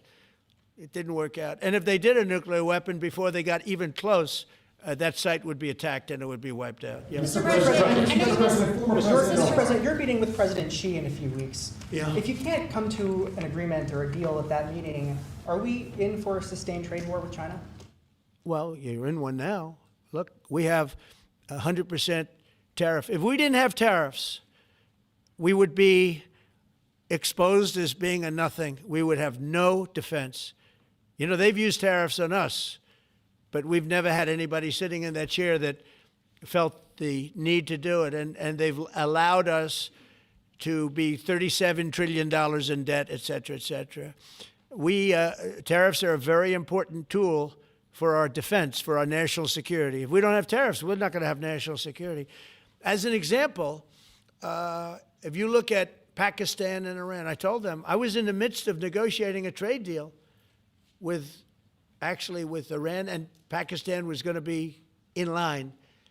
And because of tariffs, they all want to negotiate much differently. We're making a good deal. And then I heard that they're shooting at each other. And I said during one of my conversations, are you guys going to go to war? 2 nuclear powers. We are thinking about, I said, here's the deal. You go to war, I'm going to put a 200% tariff. I'm going to stop you from doing any business in the United States. I said it to both of them. Within 24 hours, the war ended. That would have been a nuclear war. And again, the Prime Minister of Pakistan, who was here 2 weeks ago, said that man saved many millions of lives in front of a whole group of people because he thought it was going to be war. But when it came to war or having to pay massive tariffs, the tariffs overrode. That's why it's so important, not only the money, we're taking in trillions of dollars, not only the money, the power to keep peace, the power to be used for good is enormous. But a lot of people didn't understand tariffs. It's also made us very rich. We have a big case coming up in the Supreme Court, and I will tell you, that's one of the most important cases in the history of our country.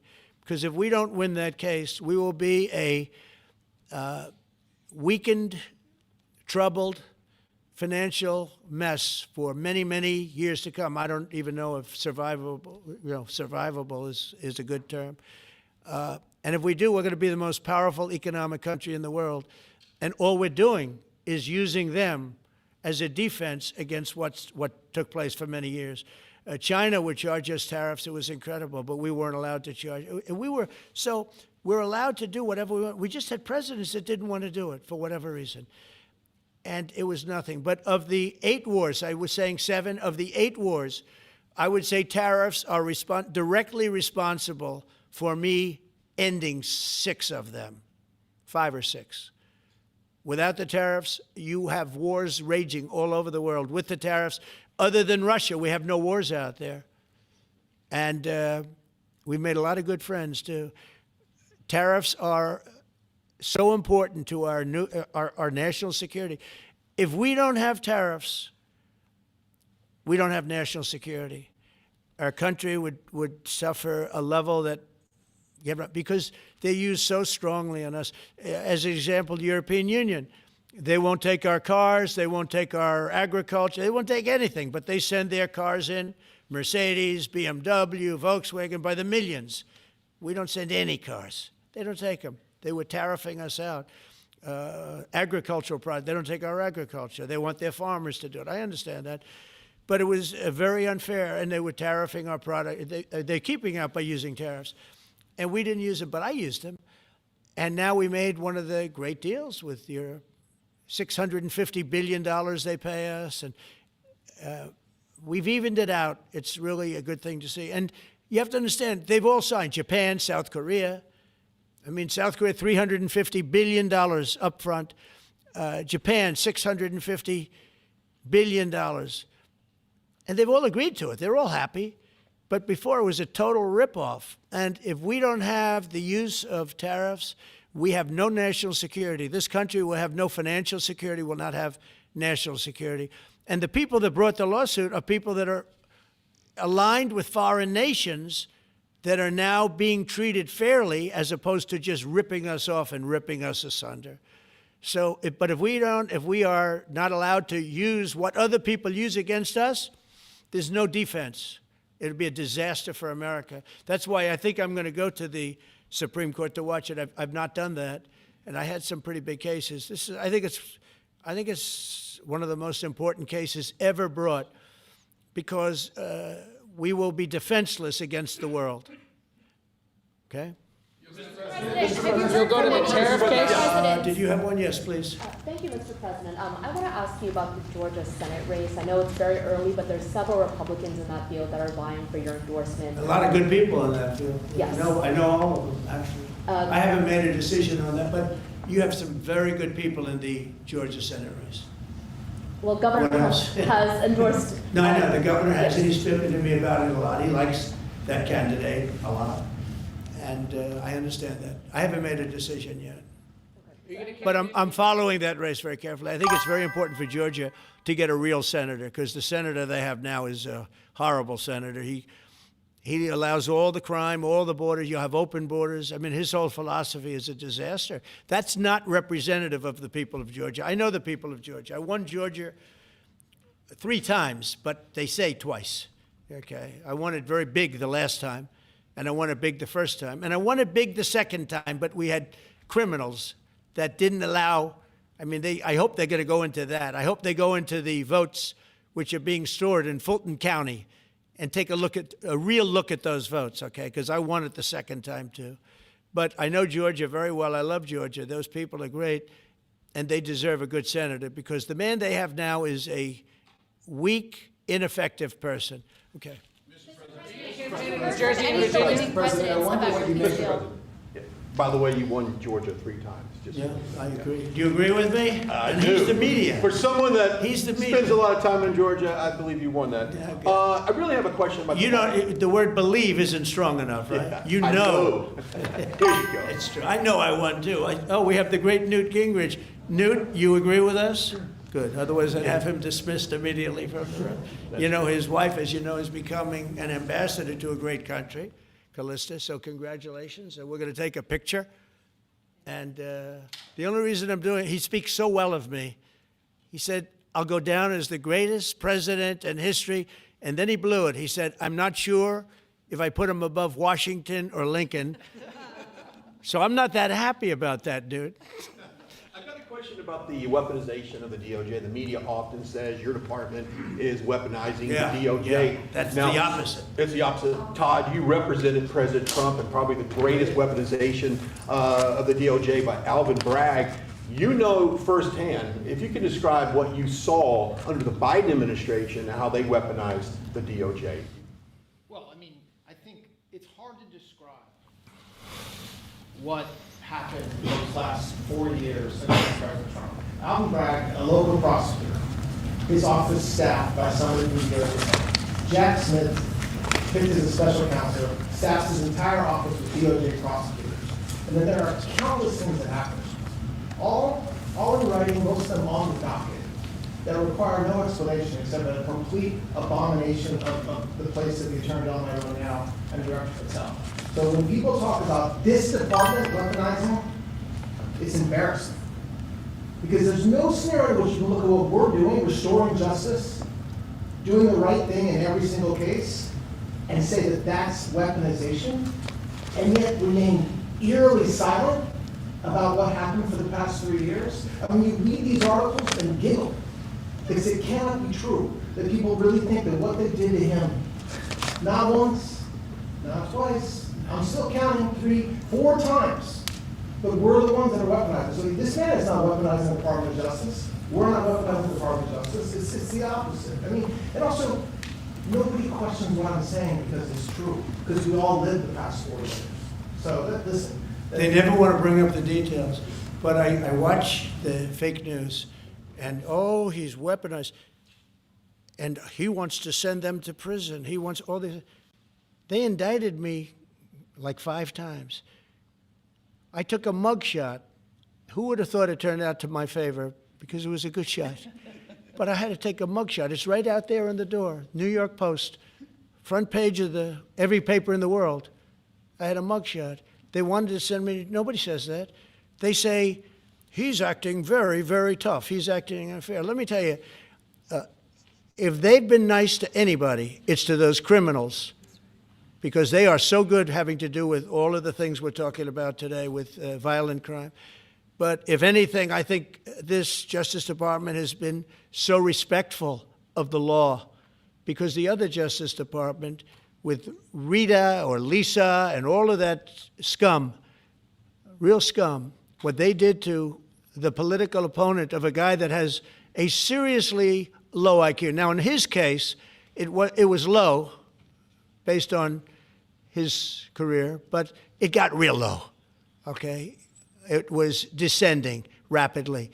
But what they did to go after his political opponent is legendary, worse than any third world country, banana republic. And what we're doing is nothing. Are you kidding? Nothing. They write stories. Why aren't they doing this? And we'll leave. I don't have to leave it up to them, but I choose to at this moment at least. But there's never been anybody treated in the history of politics. You know, they say the 2 worst treated presidents by the media, etc., was that man right there, the late, great Abraham Lincoln, and this guy right there, Andrew Jackson. They say Andrew Jackson was treated terribly. They give him number 1 and number 2, but that was before I came along, Newt. I say I have number 1 times 10. Nobody's been treated like I've been treated. And I did a great job. You know, we had a great first term. And we had one of the most successful economies in history, et cetera. I rebuilt the military. We did a tremendous amount.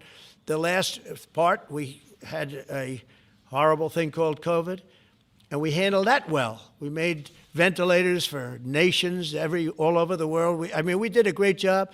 Probably never get credit for it. Look at the therapeutics, the Regeneron, all the different things, the vaccines, all the things we did. We did a great job, but we had to focus on that. But we had the best economy in the history of our country. We're blowing it away right now. Look at the stock market. It hit another all-time high today. That's 48 days out of the few days that I've served. 48 days have already hit record highs. And we have, maybe most importantly, the number, we have now, I was saying 17, it's over $18 trillion is being poured into our country. It's because of the election and because of tariffs. Without the tariffs, you wouldn't have probably 18 cents. It's because of the tariffs, because there are no tariffs if they build in our country. And they understand that. So we have medical companies coming over. We have the AI. We're dominating China in AI. Everybody said that's impossible. We're dominating. I'm letting these massive plants build their own electric generating plants. They're becoming utilities in addition to everything. Maybe they'll make more money with that. Who knows? But they're building their own electric because we have an old grid. You wouldn't be able to do that. And we're dominating China. We're dominating with AI, which seems to be the new big thing. That's the new internet. That's the new whatever.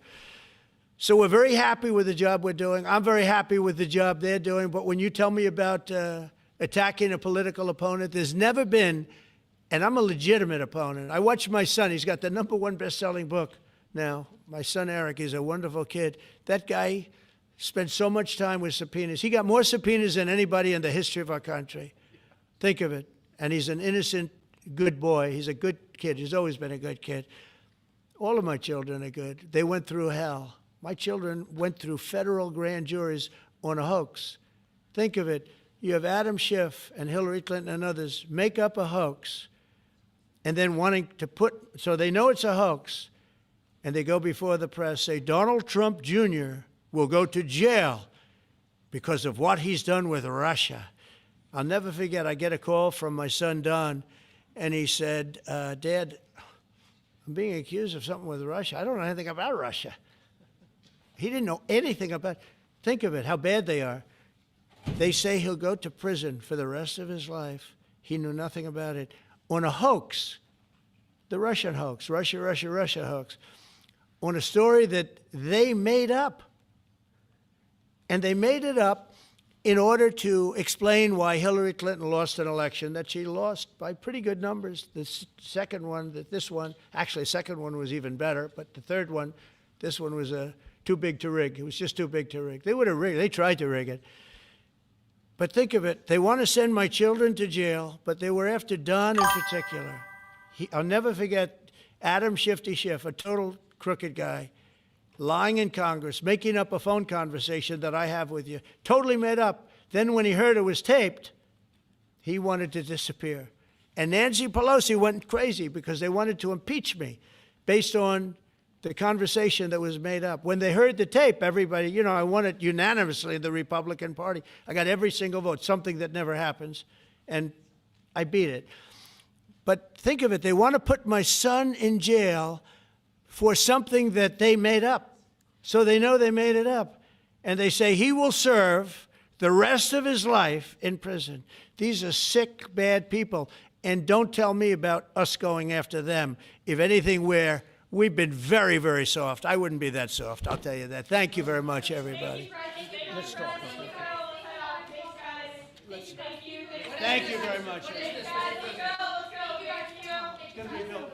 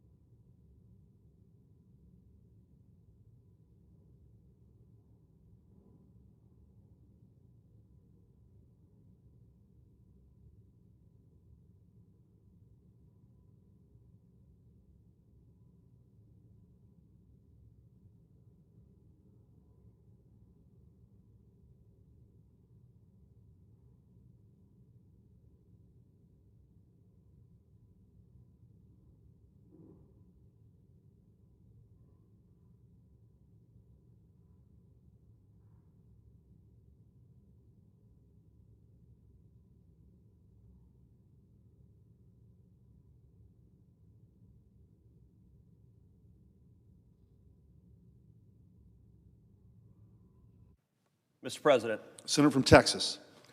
Mr. President, I rise today to speak about Oswaldo Payá and, as I've done before, to urge this body to honor his legacy. Payá was a Cuban dissident who fought against the communist regime and who stood up and fought for free speech, for democracy, and for human rights. He was a thorn in the side of the Cuban communist regime his entire life. Oswaldo Payá was the only person at his school who refused to join the communist youth. Later, at the age of 35, he founded the Christian Liberation Movement, which called for nonviolent disobedience against the rule of the Cuban Communist Party. He then founded the Varela Project, which sought a referendum on Cuba's communist system. Throughout, he fought for democratic governance, religious liberty, freedom of expression, and the freedom to start businesses. For over 3 decades, Payá put pressure on the communist regime to free its political prisoners, to allow for genuine elections, and to uphold basic human rights. In retaliation, the regime harassed him. They arrested him repeatedly. And ultimately, in 2012, they killed him. But in life and in death, they never succeeded in silencing his message. Growing up, I heard countless stories from my father about life in Cuba. And they instilled in me from a very young age the desire to fight for change, to fight for truth, to fight for freedom. The yearning for liberty and the courage to fight for it is universal and deeply felt in every Cuban heart. Mr. President, since 2015, in every Congress, I have introduced legislation to rename the street outside the Cuban embassy Oswaldo Payá Way. This body has passed it before, rightly, unanimously. Oswaldo's legacy matters deeply to Cuba and to the United States. And it matters to his family, with whom I have worked closely on this resolution. Over the years, I've met many times with his daughter, Rosa Maria Payá. And Rosa Maria is herself a formidable and courageous dissident and warrior for human rights. Renaming the street in front of the Cuban embassy would help preserve that legacy. During the Cold War, President Reagan renamed the street in front of the Soviet embassy Sakharov Plaza, after the famed human rights dissident in the Soviet Union. It was part of a broader strategy to shine a light on the abuses of the evil empire. My strategy here is the same. Some might think a street name is not that big a deal. Well, it is. Anyone who wants to write to the Cuban embassy will have to write Oswaldo Payá's name. Anyone who wants to go there has to look up the address and see his name. The operatives of the Cuban regime will have to say or write his name. Saying his name has power. In just a moment, I will propound a unanimous consent request to take up and pass the Oswaldo Payá Way resolution. And I want to point out this is bipartisan legislation. Indeed, I am joined by Senator Dermod, the Democrat whip, in this legislation. In a previous Senate, this passed the Senate 100-0. That means every Republican voted for it and every Democrat voted for it. I am hopeful this Congress can demonstrate the same unity and the same resolve to stand up in support of democracy and in support of human rights. Right now, we will find out if that's the case. Mr. President, I ask unanimous consent that the Committee on Homeland Security and Governmental Affairs be discharged from further consideration of S-218 and the Senate proceed to its immediate consideration. I further ask that the bill be considered read a third time and passed, and that the motion to reconsider be considered made and laid upon the table. Is there an objection? Mr. President. Senator from New Jersey. Reserving the right to object. I stand in agreement with my colleague. Mr. Oswaldo Paya is an extraordinary hero, not just to the Cuban people, but to millions of Americans, including millions of New Jerseyans, and especially to the Cuban American community in my state. He is a freedom fighter who stands for our most treasured and sacrosanct ideals. I want to work with my colleague to find a way to honor him. I'd be willing to partner with him in doing something to elevate this cause and this principle and the noble ideals that my colleague speaks to. The challenge right now is that we are in different times. This bill would permit Congress to rename a DC-owned intersection. But the District of Columbia has the right to self-governance. When I was mayor of the city of Newark, if my state came in against my objections to rename streets on my city, I would have objected. The people of the District of Columbia have the right to control their own local affairs. Their rights are enshrined in home rule. It is critical that we reject attempts that infringe upon those rights. The locally elected DC Council alone has the right to rename DC streets, and there is no dispute that the intersection in question is DC-owned. Since the beginning of home rule, the Council has opposed congressional efforts to rename its streets. Recently, Representative Holmes Norton strongly has made her views known, that she opposes this bill on those grounds. Washington, D.C. has no representation in this body. We must respect the wishes of the locally and democratically elected council and D.C.'s representatives in Congress. Indeed, these democratic ideals are what we are talking about right now. This objection is not about recognizing the courageous work of Oswaldo Paya. I will tell you, I have a deep reverence and respect, and I offer again, I will do anything I can to support the elevation of this hero, of this democratic light. Mr. Paya bravely fought for freedom and democracy in Cuba. He was killed due to his heroic work. I hope perhaps our Congress can appropriate resources to do something to honor this noble man and his ideals. I hope we can think constructively about what else we can do. His work should be recognized more by our nation. And I would support the DC Council, their elected representatives, if it decided through their democratic process to work with the senator and the Democratic sponsor to rename the street. My objection is simply right now about Washington, D.C.'s right to control their own local affairs. This objection is about home rule and self-governance. Now, it is true, as my colleague said, that this has passed through this chamber multiple times. But you would understand if D.C. is pushing for us not to do it this time because the current administration in the White House has stepped up their efforts to undermine home rule, is looking to D.C. as a testing ground for extreme policies. The fact that D.C. has been deprived of statehood makes the people of the district feel even more vulnerable under this president to the policies of the administration.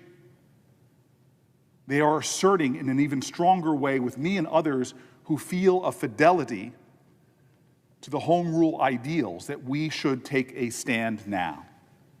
We cannot make D.C. and its residents more vulnerable still by further eroding and encroaching upon the District of Columbia's right to self-governance.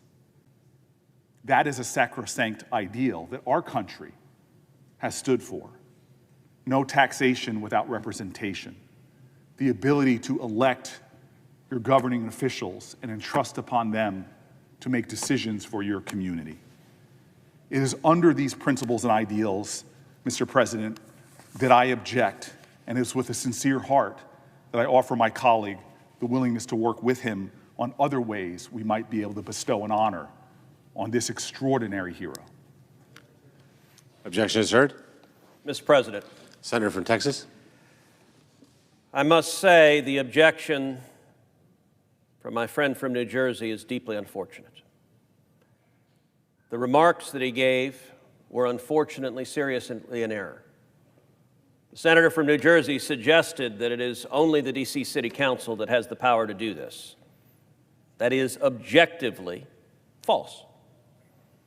D.C. is a city unlike any city in America because D.C., the Constitution explicitly gives the authority to govern D.C. to the Congress of the United States. That is written into the Constitution. My friend from New Jersey said he would object if this were done in Newark, New Jersey. Well, Newark, New Jersey is not in the Federal District of Columbia, which the Constitution gives to Congress to govern. It's also objectively disproven by the example I gave. We have done this before. When Ronald Reagan was president, he signed into law legislation renaming the street in front of the Soviet Union Sakharov Plaza. The author of that legislation is someone, Mr. President, you and I still serve with.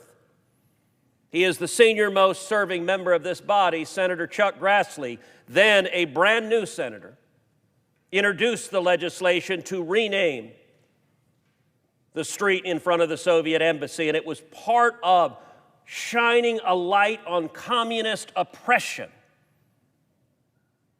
Now, the legislation that the senator from New Jersey just objected to is Cruz-Durbin.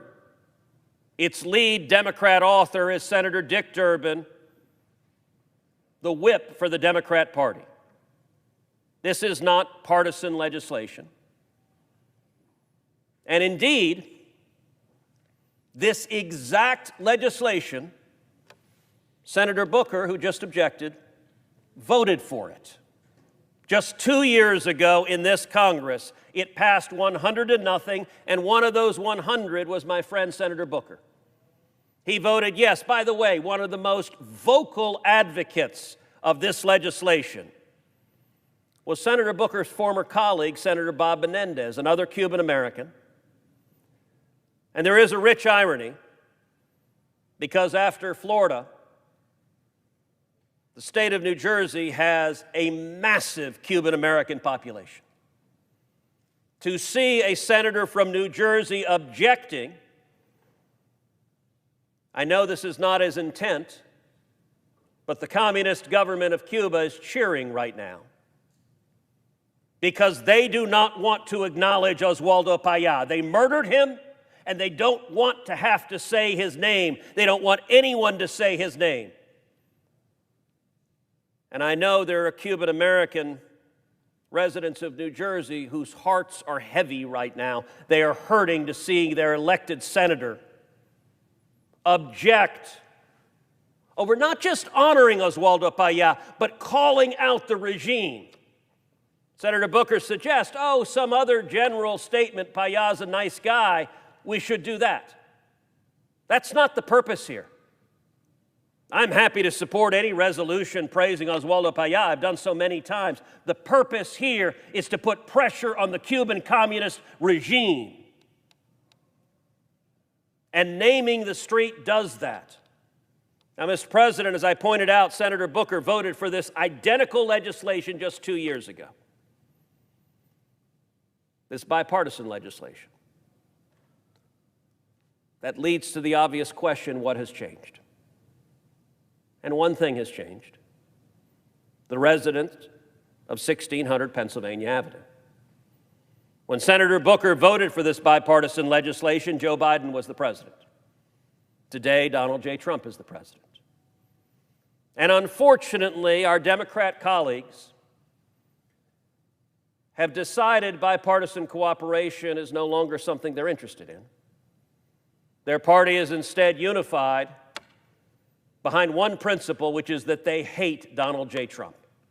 We're in day 15 of a government shutdown because the Democrats are unwilling to fund the federal government, unwilling to pass a clean continuing resolution, which, by the way, every one of them, including the senator from New Jersey, have given speeches about how it is reckless and irresponsible to shut the government down, not to pass a clean continuing resolution. And yet, just earlier today, almost every single Democrat voted for the 9th time in the last 2 weeks to shut the government down, whereas Republicans unified to reopen it.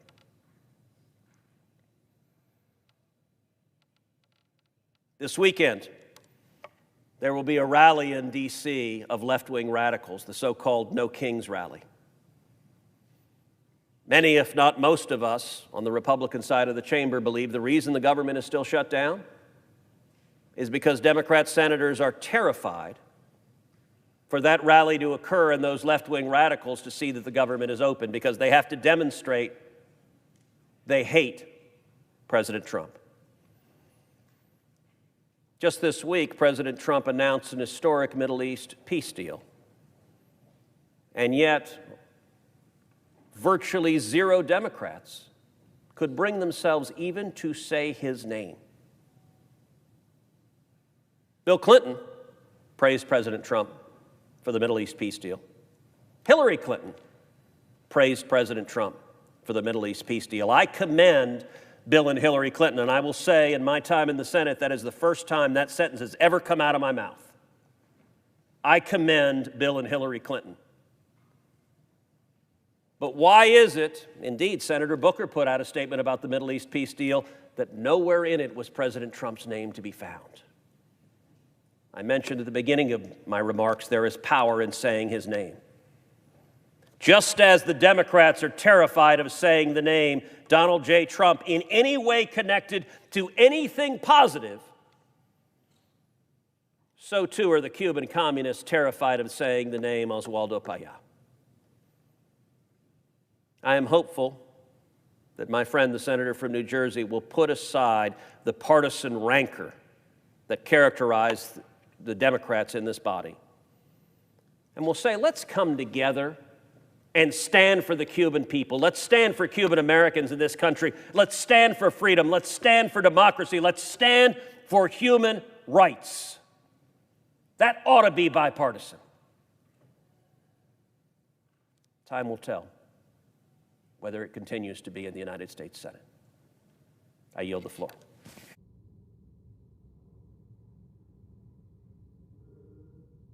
I recognize the senator from Iowa. I come to the floor to speak about the Pentagon's unending audit failures and to once again call for corrective action. People who have been in the Senate a while know I've been continually talking about this issue for many times, so many I don't know how many, but I think it's something I need to keep beating the drum about. The fact is that the Pentagon is the only government agency that can't get what's called a certified audit, or sometimes referred to as a clean audit. The only agency of the federal government. I have been conducting oversight on this issue since the audit began in 1993 and spoke about it many times. Today, I provide my colleagues with a new update. Recent Government Accountability Office testimony may have pinpointed the root cause audit problem. It's called, quote unquote, the universe of transactions. It's a special bucket of transactions manually transferred from several hundred systems. It should play a pivotal role in the audit process. In theory, the universe of transactions is an accurate record of every transaction in financial statement balances. Auditors should be able to follow audit trails to verify samples taken from those balances. In practice, it doesn't work. The data is inaccurate and incomplete. Transactions can't be matched. Audit trails don't exist. So audits fail. I found essentially the same disconnect in the Inspector General's first audits 30 years ago. Those audits contained these telling words, quote unquote, no audit trail found. It's the same old problem. No controls over transactions, then, none today. The Marine Corps recently developed a workaround for the no audit trail. It's a predicament that needed attention, and they gave it some attention. And as a result of giving it some attention, the Marine Corps earned 2 clean opinions. But they did it the hard way. The Marines had to create missing audit trails with labor-intensive pick and shovel work. They dug up, ran down, matched, and verified each transaction. Obviously, the Marines deserve credit for a job done well. But manual audit trail reconstruction is not a very cost-efficient alternative to modern accounting systems. Fully integrated systems are the solution. They're called for in the Chief Financial Officers Act that mandated the audits that I'm talking about. Instead of investing in modern systems, Pentagon bureaucrats keep pouring millions year after year into ancient systems that belong in the junk heap. 35 years and billions of dollars down the rat hole, and the DOD is still scratching their heads wondering how to control transactions. Surely they know traders solved that problem thousands of years ago when records were first kept on clay tablets. So why is the Pentagon still in the Stone Age? It's due to incompetence and deliberate bureaucratic foot dragging or whatever. Getting a handle on every transaction is the key to success, and therein lies the rub. Integrated systems are needed, but there's relentless resistance to acquiring them. I call on Secretary of War Hegseth to create a team of independent system experts to examine and resolve this problem. Controlling transactions is the heart and soul of every accounting system, except, as you see, in the Pentagon. Until that truth is accepted, clean opinions will remain nothing but a pipe dream. I yield the floor.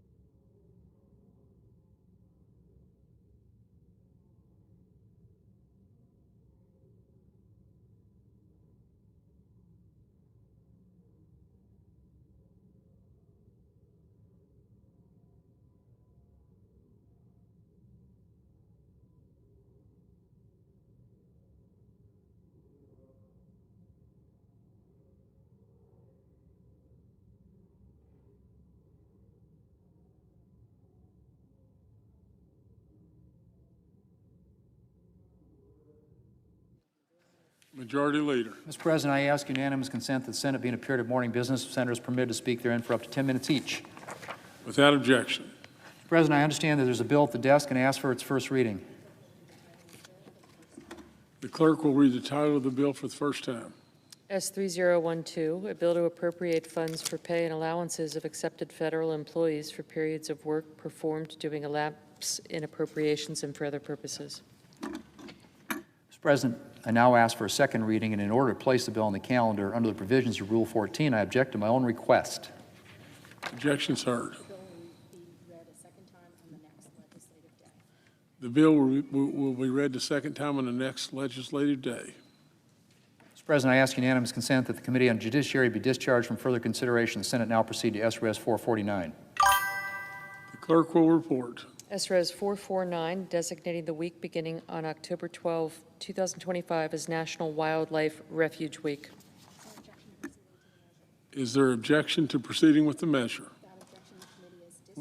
Without objection, the committee is discharged and the Senate will proceed. Mr. President, I ask unanimous consent that the resolution be agreed to, the preamble be agreed to, and the motion to reconsider be considered and made and laid upon the table. Without objection. I ask unanimous consent that the Senate now proceed to the in block consideration of the following resolutions which are at the desk, SRS 452 and SRS 453. Is there objection to proceeding on block? Without objection, the Senate will proceed on block. Mr. President, I ask unanimous consent that the resolutions be agreed to, the preambles be agreed to, and the motion to reconsider be considered, made, and laid upon the table, all in block. Without objection. Mr. President, I ask unanimous consent that when the Senate completes its business today, it stand adjourned until 10 a.m. on Thursday, October the 16th, that following the prayer and pledge, the journal proceedings be approved today at the morning hour be deemed expired, the time for the two leaders be reserved for their use later in the day, and the Senate be in a period of morning business with senators permitted to speak therein for up to 10 minutes each. Further, notwithstanding Rule 22, the cloture motions with respect to the motion to proceed to calendar number 168, H.R. 5371, and executive calendar number 460 ripen at 11 a.m., and if cloture is invoked on the Moody nomination, all post-cloture time be considered expired, and the Senate vote on confirmation at a time to be determined by the majority leader in consultation with the Democratic leader no earlier than Monday, October the 20th. And finally, that the cloture motion with respect to the motion to proceed to calendar number 136, H.R. 4016, ripen at 1:30 p.m. Without objection, so ordered. For the information of my colleagues, senators should expect two roll call votes at 11 a.m. and a further vote at 1:30 p.m. There's no further business to come before the Senate. I ask that it stand adjourned under the previous order. The Senate stands adjourned until 10 a.m. tomorrow.